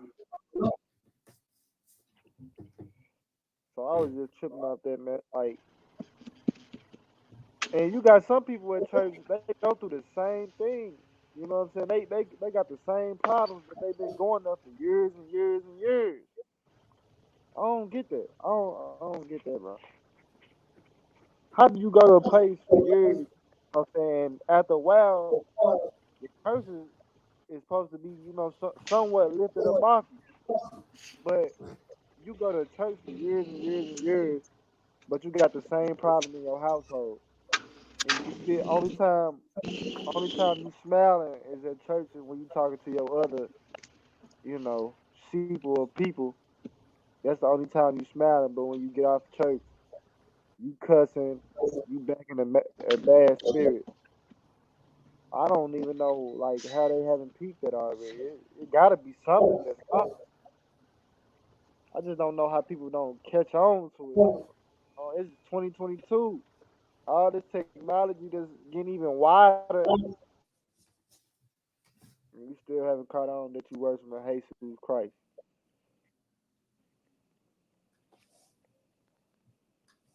Yes, brother. Our people, it's a representation of Hosea chapter 4, verse 6. Our people are destroyed because they lack of knowledge, and then they reject knowledge. So the Most High will also reject them. A lot of our people don't know. A lot of them do a lot of things because of their ignorance, and then a lot of them don't want to know. Stiff neck kicks in. So, I know a lot of the times if you tune in here, well, every time you tune in here, you'll learn something to ask your church body to educate him, not to sit up here and make them feel, the size of an ant, but to educate them. A lot of these people can take a lot of the things that are said here and educate their so-called church bodies as far as what's going on. It's not to contest, it's actually just to recruit. So we bring our people back together, back into that knowledge. Like today, this is something we celebrated generations and generations. But, due to so many years of oppression and instituting amnesia, our people don't know what's going on. So Hosea chapter 4, verse 6 comes into mind when I hear you ask, why is it that they don't know? Well, they don't got enough brothers like you and your city, brother. Not enough brother. How is that going as a matter of fact? Because I know you said on your travels, it's not a lot of brothers who are in that conscientious mindset that the Most High has given you. How is that going? Have you reached out and branched out and tried to rewrite rewrite the mindsets of some of the brothers that you deal with? To be honest, I'm gonna be honest. No, I haven't. I mean, cause like when I have tried to do it, it didn't go through all the way. So now I got my eye on who I want to bring in though. Like, I do see some worthy people, but I'm gonna go a little further, and increasing my own knowledge. But as of right now, to answer your question, no. Okay, well, just keep staying tuned and be patient, brother. They coming. You gotta have your word, and have your swords and your books together. In the meantime, I guess. But they're coming. They're coming. Yeah, I can kind of feel it. I can feel it. But the Most High just right now, he just telling me just move forward. But it's gonna come. I'm just gonna let it happen. I'm gonna let it happen. I ain't gonna force nothing on nobody that they really not ready for. You know. But I know it's coming because I can feel it. I can feel it. No, I can really feel it. I know it's coming. You know. Cause somewhat they look at me like, how does he keep doing it? Like, I've been up and down with these jobs. You know what I'm saying? I'm still able to keep a happy spirit. I've been moving around from here to there, and I still been able to keep a happy spirit. So, they look at me like, how is he steady doing it? Like, what's giving him the energy to still get up early in the morning, go work for these white people who smile in your face and don't want you there, and you get fired for no reason. So they look at me how does he keep doing it? But in a minute, as I grow in knowledge and wisdom, and as the Most High continue to favor me, because I can feel myself going to the next level too. So it's like as the Most High continue to favor me, then I'm gonna really I'm gonna give him the blues on how my energy and how the Most High has been a revelation to me. Like, he's able to boost my energy to where even though I go through everything I go through, I'm not withdrawing. Like, I'm not done. I still got that motor in me, and I keep driving out. I keep driving out. I keep overcoming everything. You know what I'm saying? Even through a struggle, I keep overcoming everything. So it's like that's what they looking at now. Like, how does he keep doing it? And I'm gonna let them feed off that, because in a minute, I'm gonna be right there where I want to be. And even though when I do get favor or when I get a blessing, some materialistic thing coming in, it ain't done. I ain't done, because most people they just come on here, just try to see what's up with the SPC or whatnot. But this bigger for me. It's bigger than that. It's bigger than that. It's way bigger than that. So I'm gonna let them keep figuring it out. Like, how does he keep doing it? But in a minute, they gonna know how I keep doing it, because I'm set apart from you. I know I don't go to church on Sundays. No, I'm not in the world. I'm not looking for a Facebook party. I'm not on Instagram. You know, uh, looking at Salaki. Good brother, they asked you, why don't you go to church, brother Roscoe? What would you say? I'm curious, huh? first. I give them a good smile, man. I don't go to church. Uh, it closed me off. It closed my energy off, and there's something about it that does not resonate with me. It closed my energy off, and it's something about church that does not resonate with me. And I only gave him a portion of that, because there's a lot about church that doesn't resonate with me, especially in modern day. So, you know, that's what I'm gonna tell them. And I only gave them just a portion of it. Like I said, it's something about church that does not resonate with me. And when I was in church, when I was going to church, I didn't find myself having the energy to do the things I need to do. But now that I'm in the Word and I'm getting it from the Word, I'm getting up the Bible from a firm standpoint. It's like some about it that just it hawked me back up. Like it opened my eyes, like, to what's real and what's not. So that'll be my answer to them. And I only gave them a portion of an answer because it's a lot about it that I said. Remember, I said it's something about it that does not resonate with me, but it's a lot about it that does not resonate with me. So we're all around, you know, all around the church. It does not resonate with me, you know. And it is what it is because you can see them same people on Facebook or Instagram, even at the church, saying some nasty, freaky, nasty stuff. Like these people ain't what they think they is. They ain't what they think they is, and they think they slick, you know, just talking real smooth to you, smooth things to you. But you don't really mean that. You know, you don't really mean it. You know, everything about the church. When the last time the church even helped out or did anything for the community, like without the government's approval or funding? So that speaks for itself. And, Kane. I know I learned here at this channel at T Doc, the best thing to ask a lot of those churches is to ask them if they're 5013C.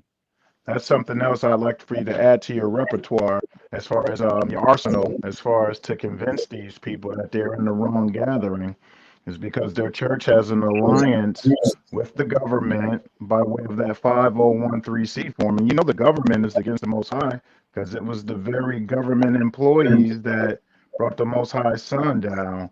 But I learned that here at this channel that if a church is 5013C, they really don't have the knowledge to go ahead and take you to the next level, because if they're a 5013C, they're also in alliance with Title 42 Section 666, okay, because it's all government. So that's another thing to add to your arsenal as far as something to get them to think about it, because they can type that up. That's the code of the United States Corporation.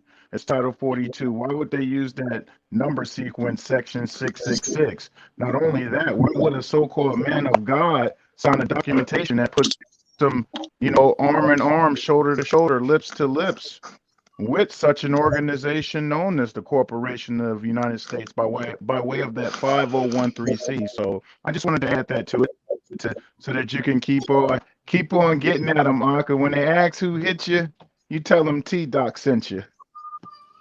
I'm definitely gonna, I'm definitely gonna give them that name, T Dot, True Disciples of Christ. Go check it out. And I'm glad you mentioned the 501c3. That's why I brought up government funding. Like it's crazy, you know. So I'm definitely Salakia. gonna hit.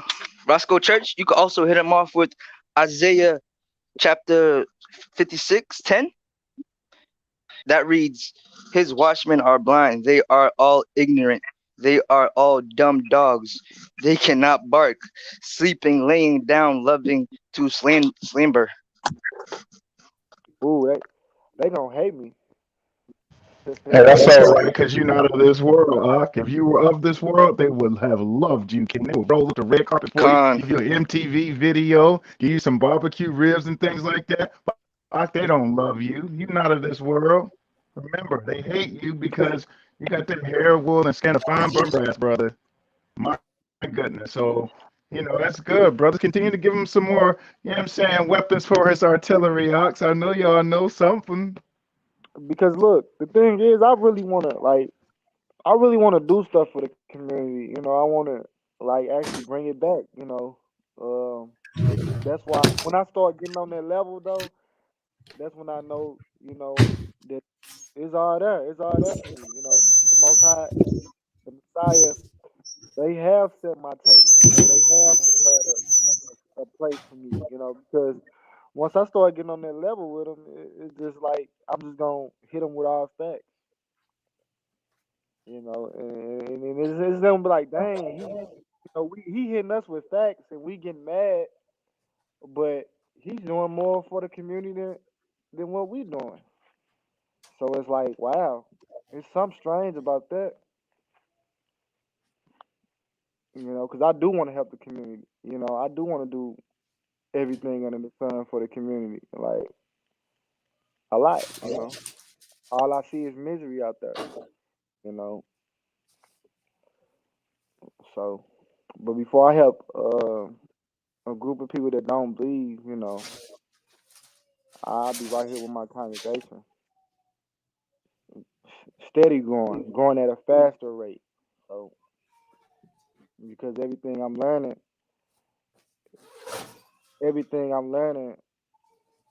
from Tazadaq is through the Most High. So is and all of you brothers, everybody that come on here, but like firmly, you know, the true disciples of Christ is what I represent. That's I'm one of the dudes right there. So it's like I'm just gonna keep going with it, but I'm gonna take everything that I learned into consideration. But I still do want to do for the communities and other communities, but not so just being in America, helping them out because America is just one big. It's just one big place of sin, I don't really like to talk over the internet like that, but I do want to build my own economic powerhouse, like somewhere in Africa. But I want to do that with true disciples of Christ. It's a lot that's on my mind. So as I grow, as I continue on, I'm just gonna do for myself and do for others, but at the same time, give them the word, from a factual standpoint, my own heart. That's why I just before I talk, I have to listen, you know, and every great leader learns from one another leader. So it's just all part of it.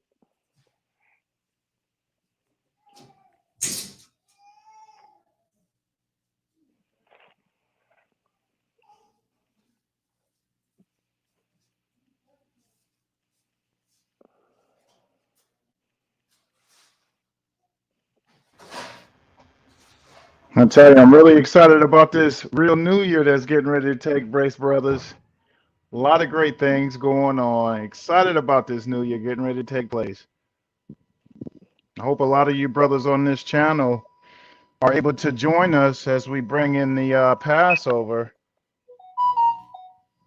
Go ahead and get your fringes together and your zigzags now. Kahan Rib actually makes a lot of those, zigzags and fringes and things like that. So definitely get with Kahan to place your orders in, brother. So you in full uniform when we there.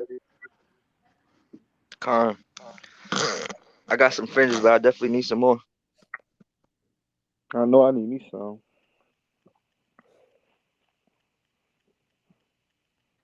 Yeah, I know Kahan sells them. He offers them for a donation. The zigzags and fringes. So it's definitely something to, represent them, brothers. You don't have to come in the full gear up, but hey, start somewhere. Bring those zigzags and those fringes to the light. Let them know that we are in the house in full uniform. For the brothers that wear the meat trees and the diadem, have them on and let's rock and roll, brothers. Let's Kahan, get I this have a party question. started.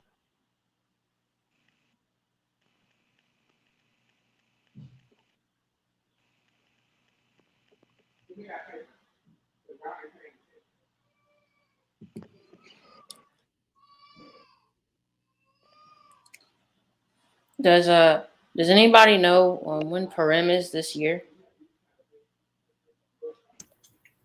March 15th. 15th. All right.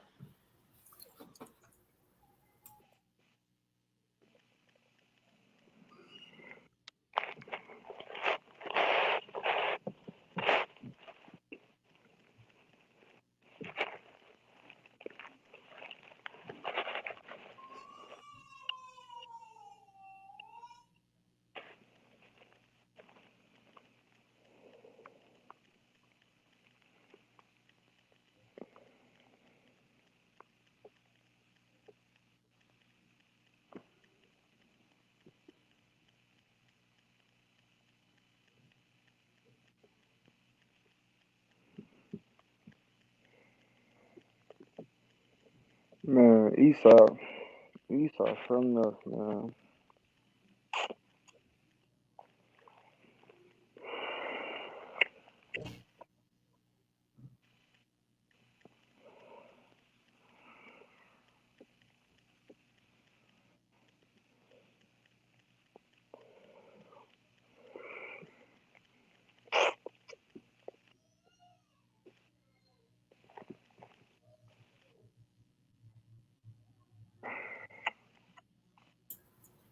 Oh, Slakia Hakim.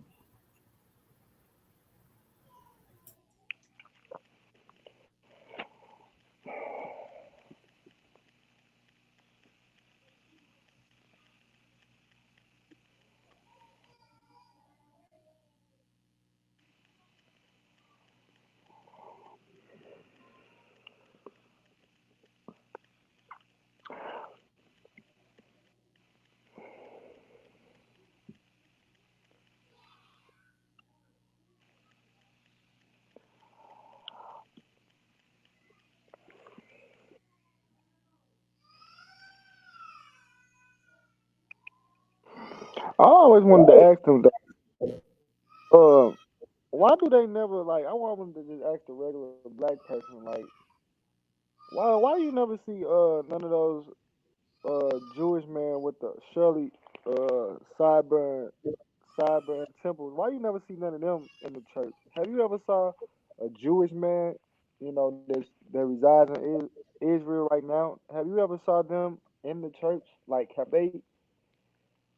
have you ever even saw a Jewish man step in the church? Like the one that you think that is a real Jew, the Jewish man. I wonder, have you ever saw them in the church listen to the pastor? I just wanted to ask them that. Like, have you ever saw a Jewish man, like literally, in the front row of the church? Have you ever saw a Gentile man that's a Caucasian, that even works for the government? You ever saw them sit down in the church? Why they don't never come to the church? The one that's funding the church. Why do they never come down to the church and actually listen to their own word that they're funding? I want to have, cause I never saw it. I never just walked in the church and saw a Jewish man in the church, Church of America, one of the churches in America. I just never saw it.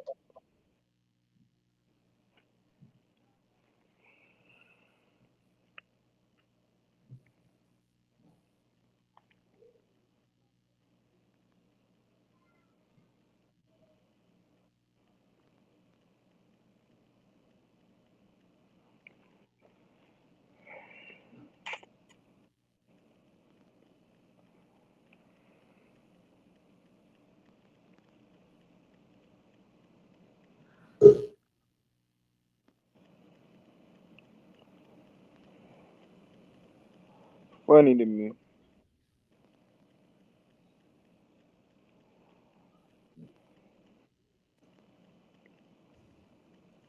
Okatob, Okatob, Lala, Lalatob.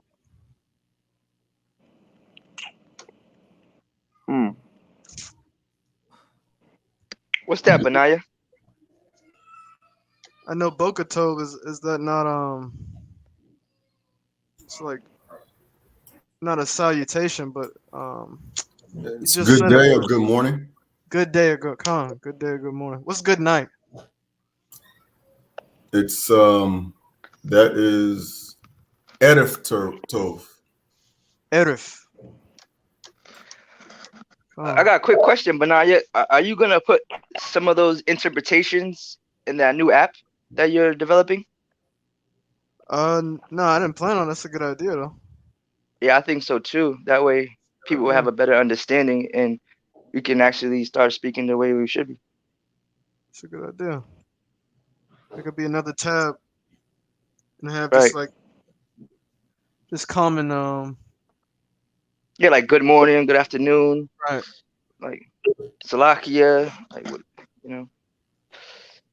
How you, yeah, that's no, right? Con. A lot of people when they watch our videos, they ask. I show them the videos and they ask, "What does that mean? What does this mean?" You know. I pick up off of listening to you guys and see what you're saying, then I figured it out. Con. Yeah, that. I think con was probably the first word I understood, because I mean, all I'm hearing, started listening to the calls. All I hear is con, con. Called, right? Okay. Yeah, Start that to was pick up on interesting. some things.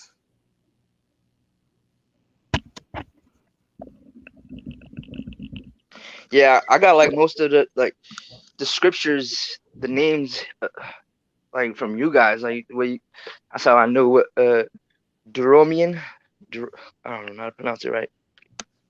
See, I got the Sapphire, but like I don't know how to pronounce half of these names. Cephers, some of these words in here is pretty difficult. Or like I know how it is in the Lashon Kodesh, but then they write it down a whole different way. So it kind of gives a like that one we read earlier. I was reading it said Kadashim. Like I'm used to that being spelled a different way than the way they say it. So it's a little different, but it Yeah, does give a whole different meaning because I was reading in the Sefer, and then I went to the King James about the difference between Esau and Jacob. And if you read in the KJV, it'll say Esau was a kind of matter of fact. I'm gonna let the scripture speak, but basically it reveals a little bit more in the Sefer than it does in the KJV, which was interesting. Talking about how Jacob was a plain man, but in the Sefer it says he's an upright man, meaning he wasn't wild and right. He was righteous, man. kind of a wild man. Kahan, he was a righteous man. So it's a lot of things that go omitted in the KJV versus the Sefer. Esau has been a righteous man by the way of deception. And that's what I didn't get that point, but that's the biggest point, right? I mean, Esau has been a righteous man by deception, only leading the world You mean to by the think. sword? Yeah, he You has. I'm sorry, like yeah, by the you good? You sword, good? and that's the only way I can really think of it. Like Esau has been righteous by the sword.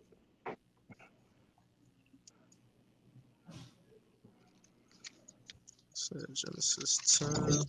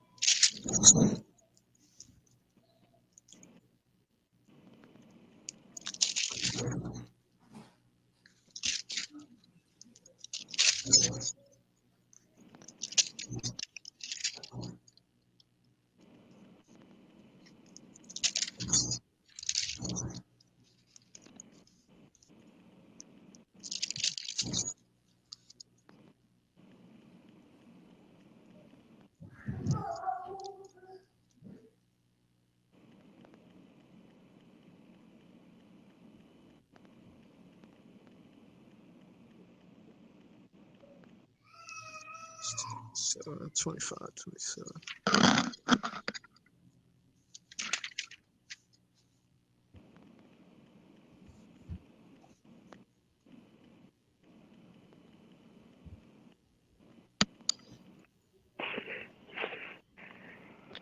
But now, you looking for scripture right now? Con, I found it. It was the book of Bereshit, Genesis chapter 25, verse 27. And in the KJV, it says, "And the boys grew, and Esau was a cunning hunter, a man of the field, and Jacob was a plain man dwelling in tents."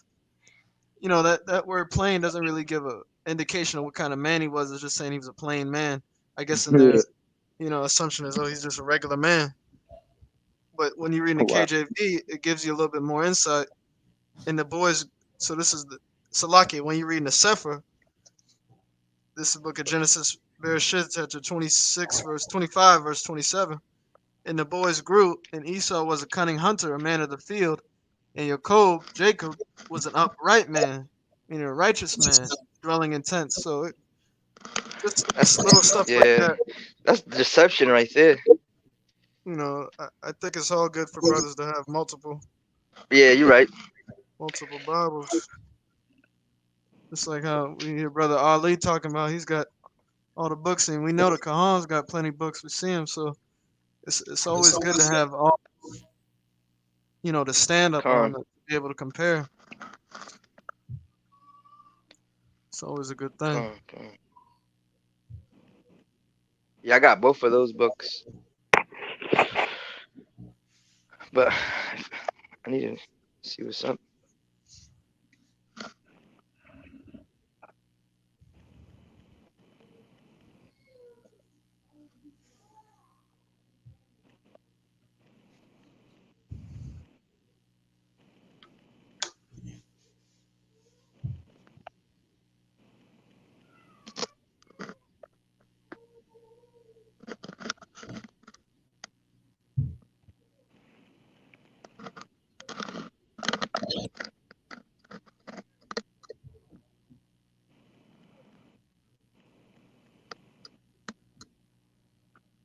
Dang, Esau do put truth in your face though.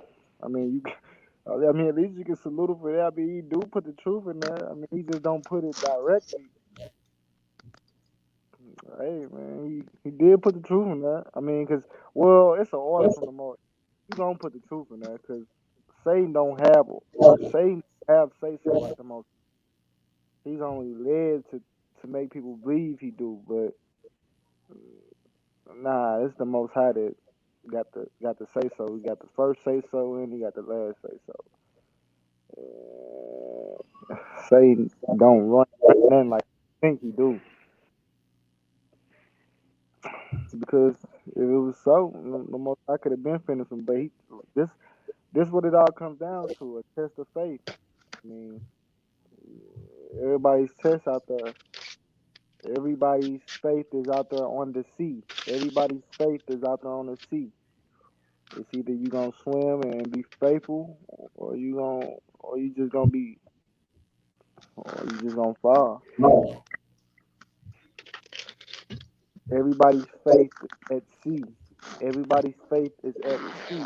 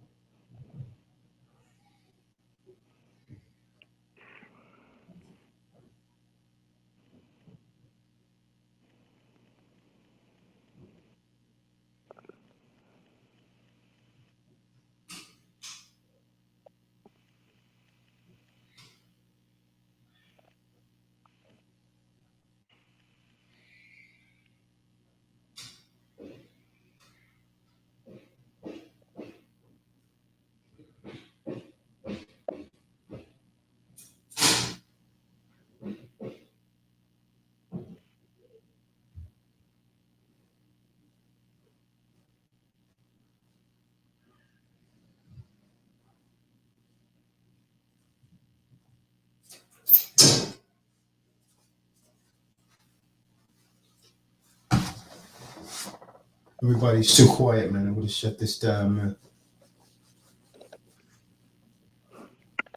If I'm out of order, forgive me. Soldier on the truth, not a vampire. They arguing again, man. What's going on, man? What's going on here, man? They arguing again? I don't know. It looks like brothers just having back and forth banter.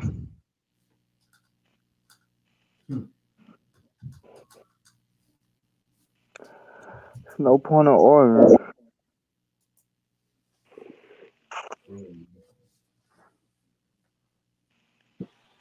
You wanna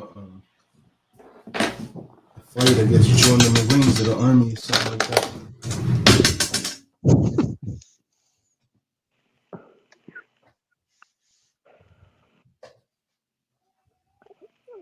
I did have a question. So like in the Sefer, when it says Adonai, that's really Adonai? Yeah, that's how they pronounce it. Adonai. That means Lord. Right. And the Okay. lashon Kodesh is Adawan. Adawan. Yeah. So since it has that I at the end, is that like saying my Lord?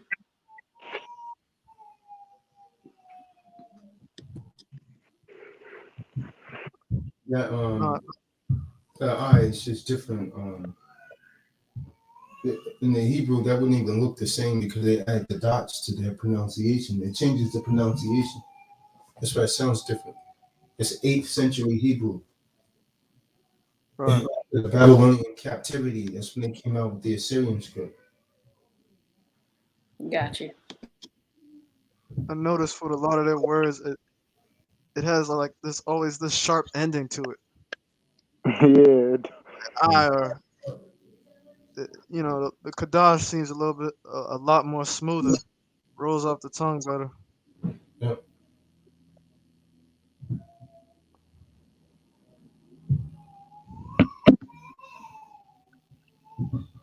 It's Marty Marr today.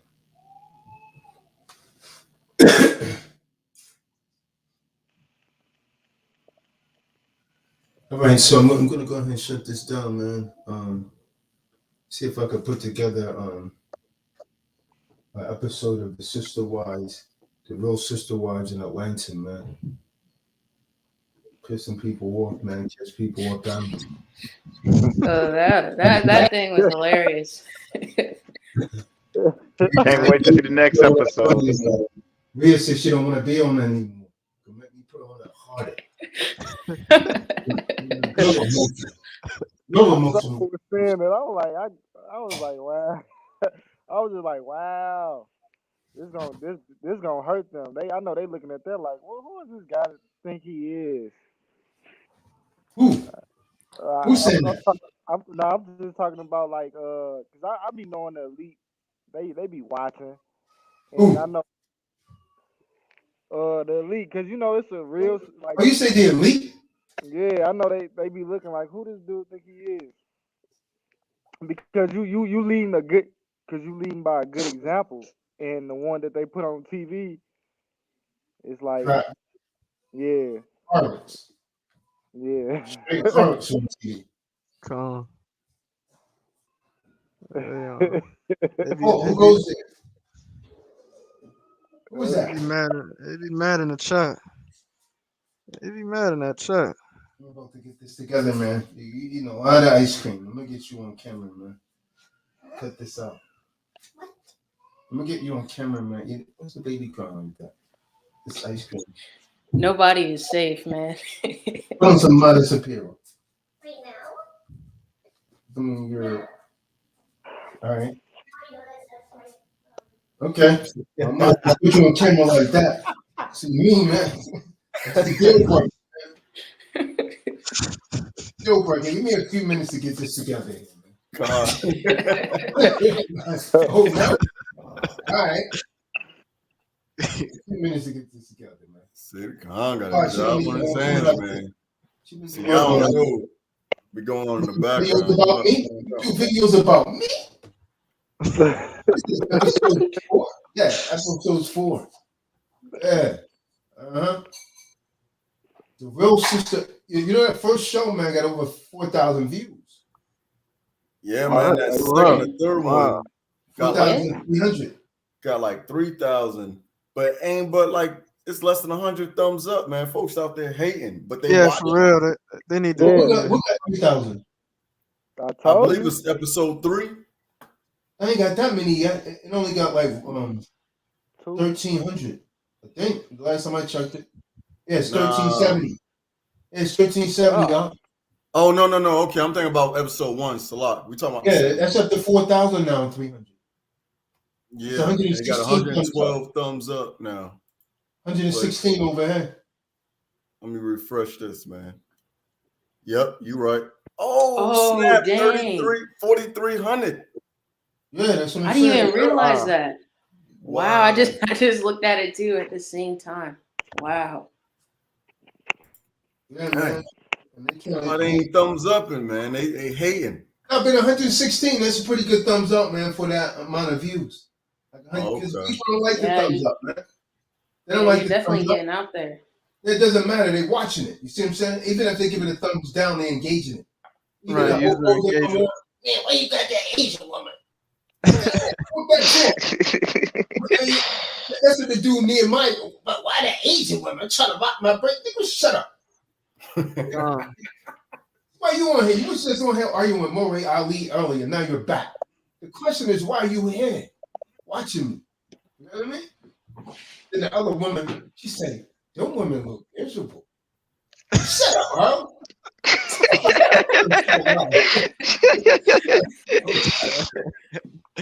Oh man, she eating more ice cream. I gotta get you, man. She's over there eating ice cream. You almost ate the entire pound, haven't you? I got you. Okay. Real sister wives. Exposed. What I told you episode? they was hate. 5 next, right? We're on 5 now? No, we're on 4. 4. Okay. Yeah, they mad in that chat. They had a couple witches in there. They probably gonna bring more witches. But on the real, a Yeah. lot of sisters said, I appreciate this. This is making me reevaluate my perspective. Yep. Come. That's what we at over here, man. My rib was like, this is a good thing. I was like, oh, really? Now that she done seen the type of language and talk, like a real man, righteous man speaks to his wives. She's like, oh, this is good. Yeah, No, but like for real, because I think I mentioned the kahan. It's just an emotion of a woman. The woman know you're the leader. They know, you have the final say. The ones that claim to be like these women over there. On the war with these women, man. Yeah, claim to be for the Bible, man. And it's like, well, I think it's just how you talk to me. Well, how should I talk to you? I don't know. Well, then I'm gonna have to say it however it comes out until you can figure out what you think is best. It got to come out. So you can't tell me how to say it, but you know it need to be said. You just want to be mad for no reason. Get out of here. Yeah, I hear that. People like I don't like the delivery. But can't tell me how to deliver. Go away. Got no time for that. Things got to get done. Just keep it moving. I had that same issue. What are you talking about? That whole thing with the frozen bananas with the chocolate and tahini. You talking about your sisters? No, I'm talking about me. I'm talking about I had that issue before. Oh. Yeah, well, yeah, but women never grow out of it. That's just how they are. Wow. Yeah, it's real in the field, Roscoe. I'm experiencing. It humbled me though. Like as I continue to go on, I just get humbled. And I realize more. It's not about wasting time. It's about doing what you got to do. Straightforward. Like don't even waste time. Just do what you got to do, and get by. Because the Most High did put people in place for you to thrive. We ain't just gotta get by either. We could thrive here too. But we gotta be like you said, we gotta be prayed up. We gotta understand our Father's word. Live by it, die by it. And if you can't be perfect enough, you need to ask for forgiveness each and every day. But still study and pray and study more and find a way out of sin eventually. So, I get humble and humble. This takes so long to delete this way.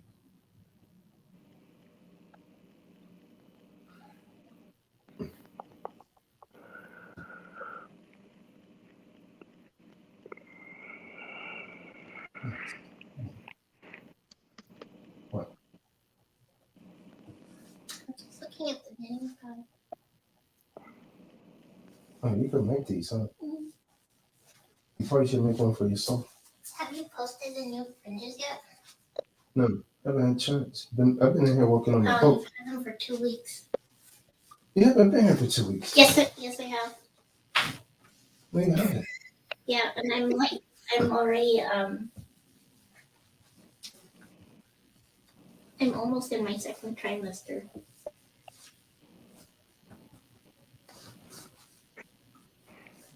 Stomach's not showing yet. Okay. There's a return key on this thing. I gotta get used to these. Come over here for a second. I was just there. See? Don't lie. What's better you got to do?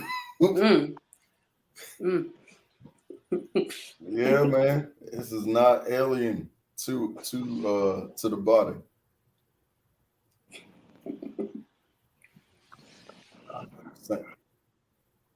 Why didn't you just text me? Because I want you to come down here. Let me see you. Let's go. Let's go.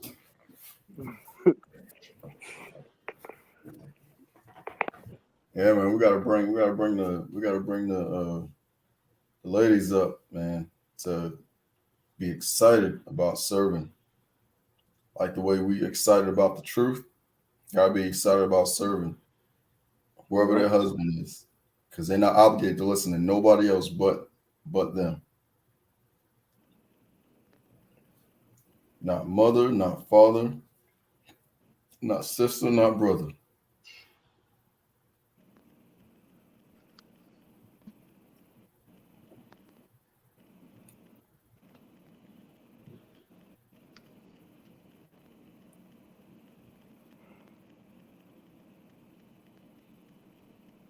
That is a beautiful thing, man, when that takes place.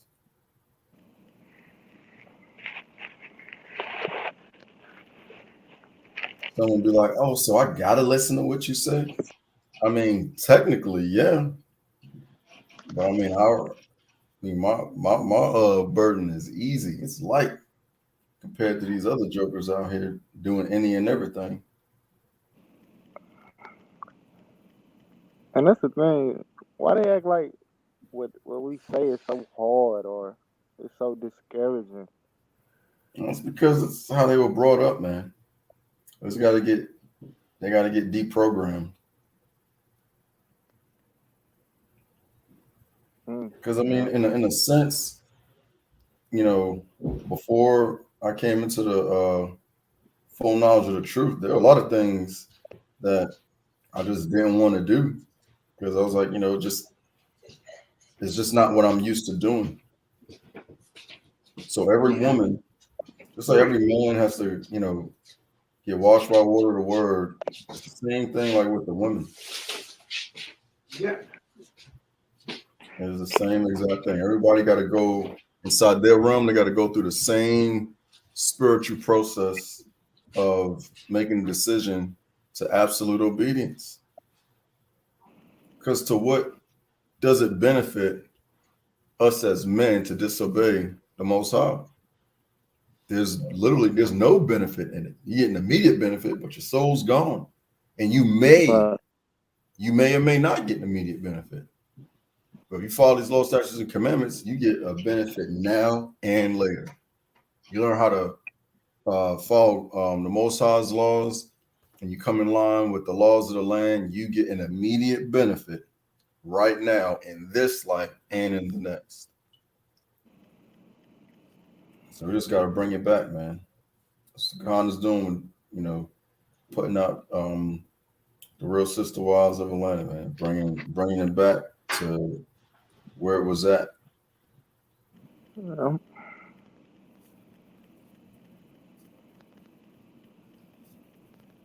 All praise the Most High for that. I praise to y'all.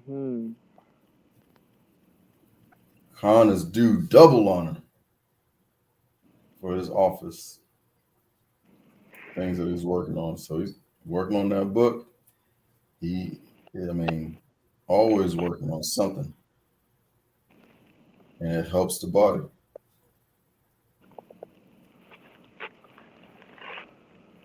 Everybody that come on this channel is always better off after to listening. But now I'm looking forward to this thing. Might get some hiccups along the way, but I just keep it moving.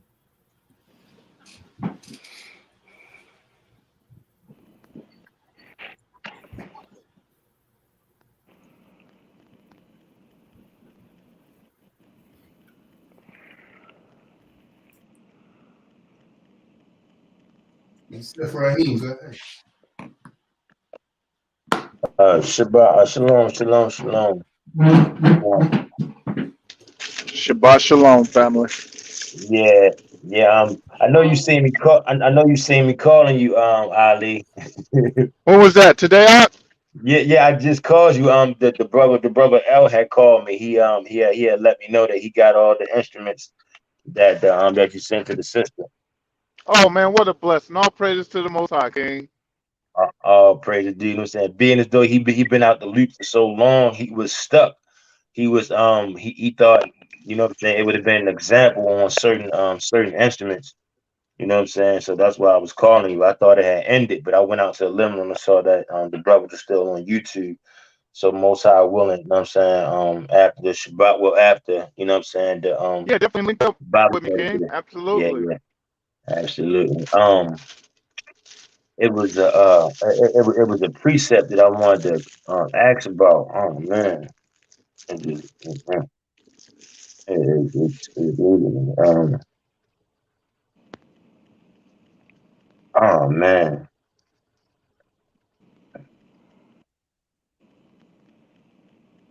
Let me go walk around ponder on that precept real quick so it can come back to me.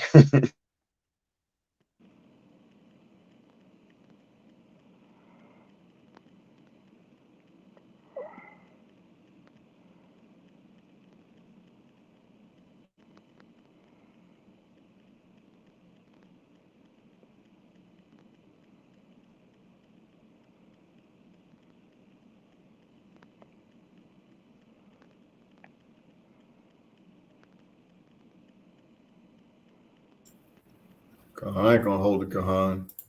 Dang on. That. Yes, we can get that episode together, man. It's all good.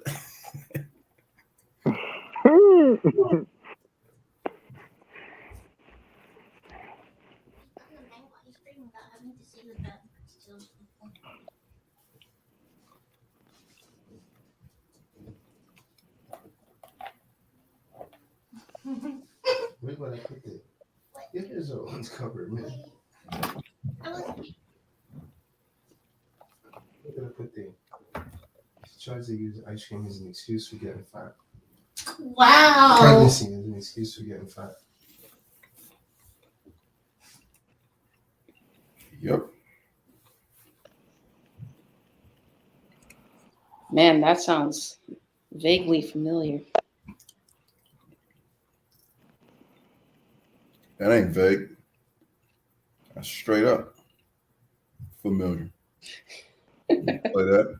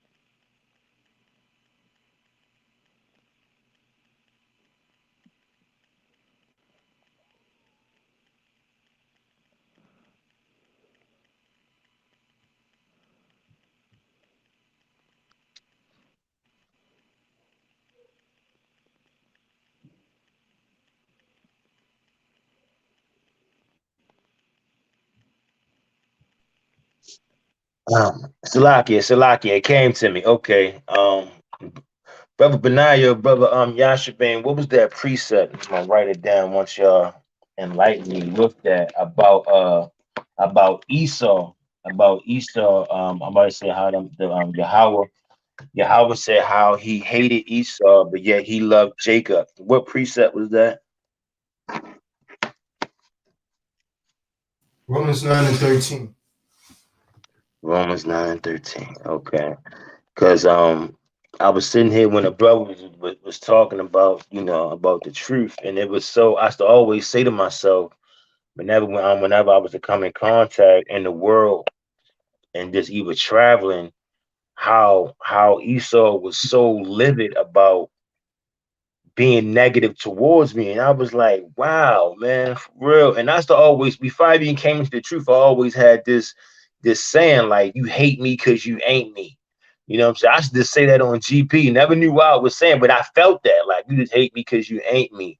But then, when the scriptures say that Esau sold his birthright to Jacob, like, it's crazy how his soul is embedded on bringing so much, because he know his rule is coming to an end. But like, what I know is in his nature, but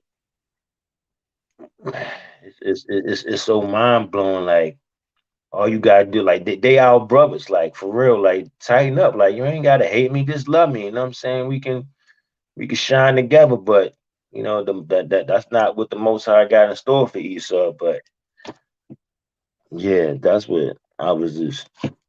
That's when I was sitting back, I'm contemplating on, like, this, got my mind travel with that, like, wow. But it's crazy, like, they really are brothers, you know what I'm saying? Like, knowing that they've been blessed, they've been cursed with leprosy for real, like, that's crazy, like. I'm gonna shut this down. I'm gonna say shalom for now. Shalom.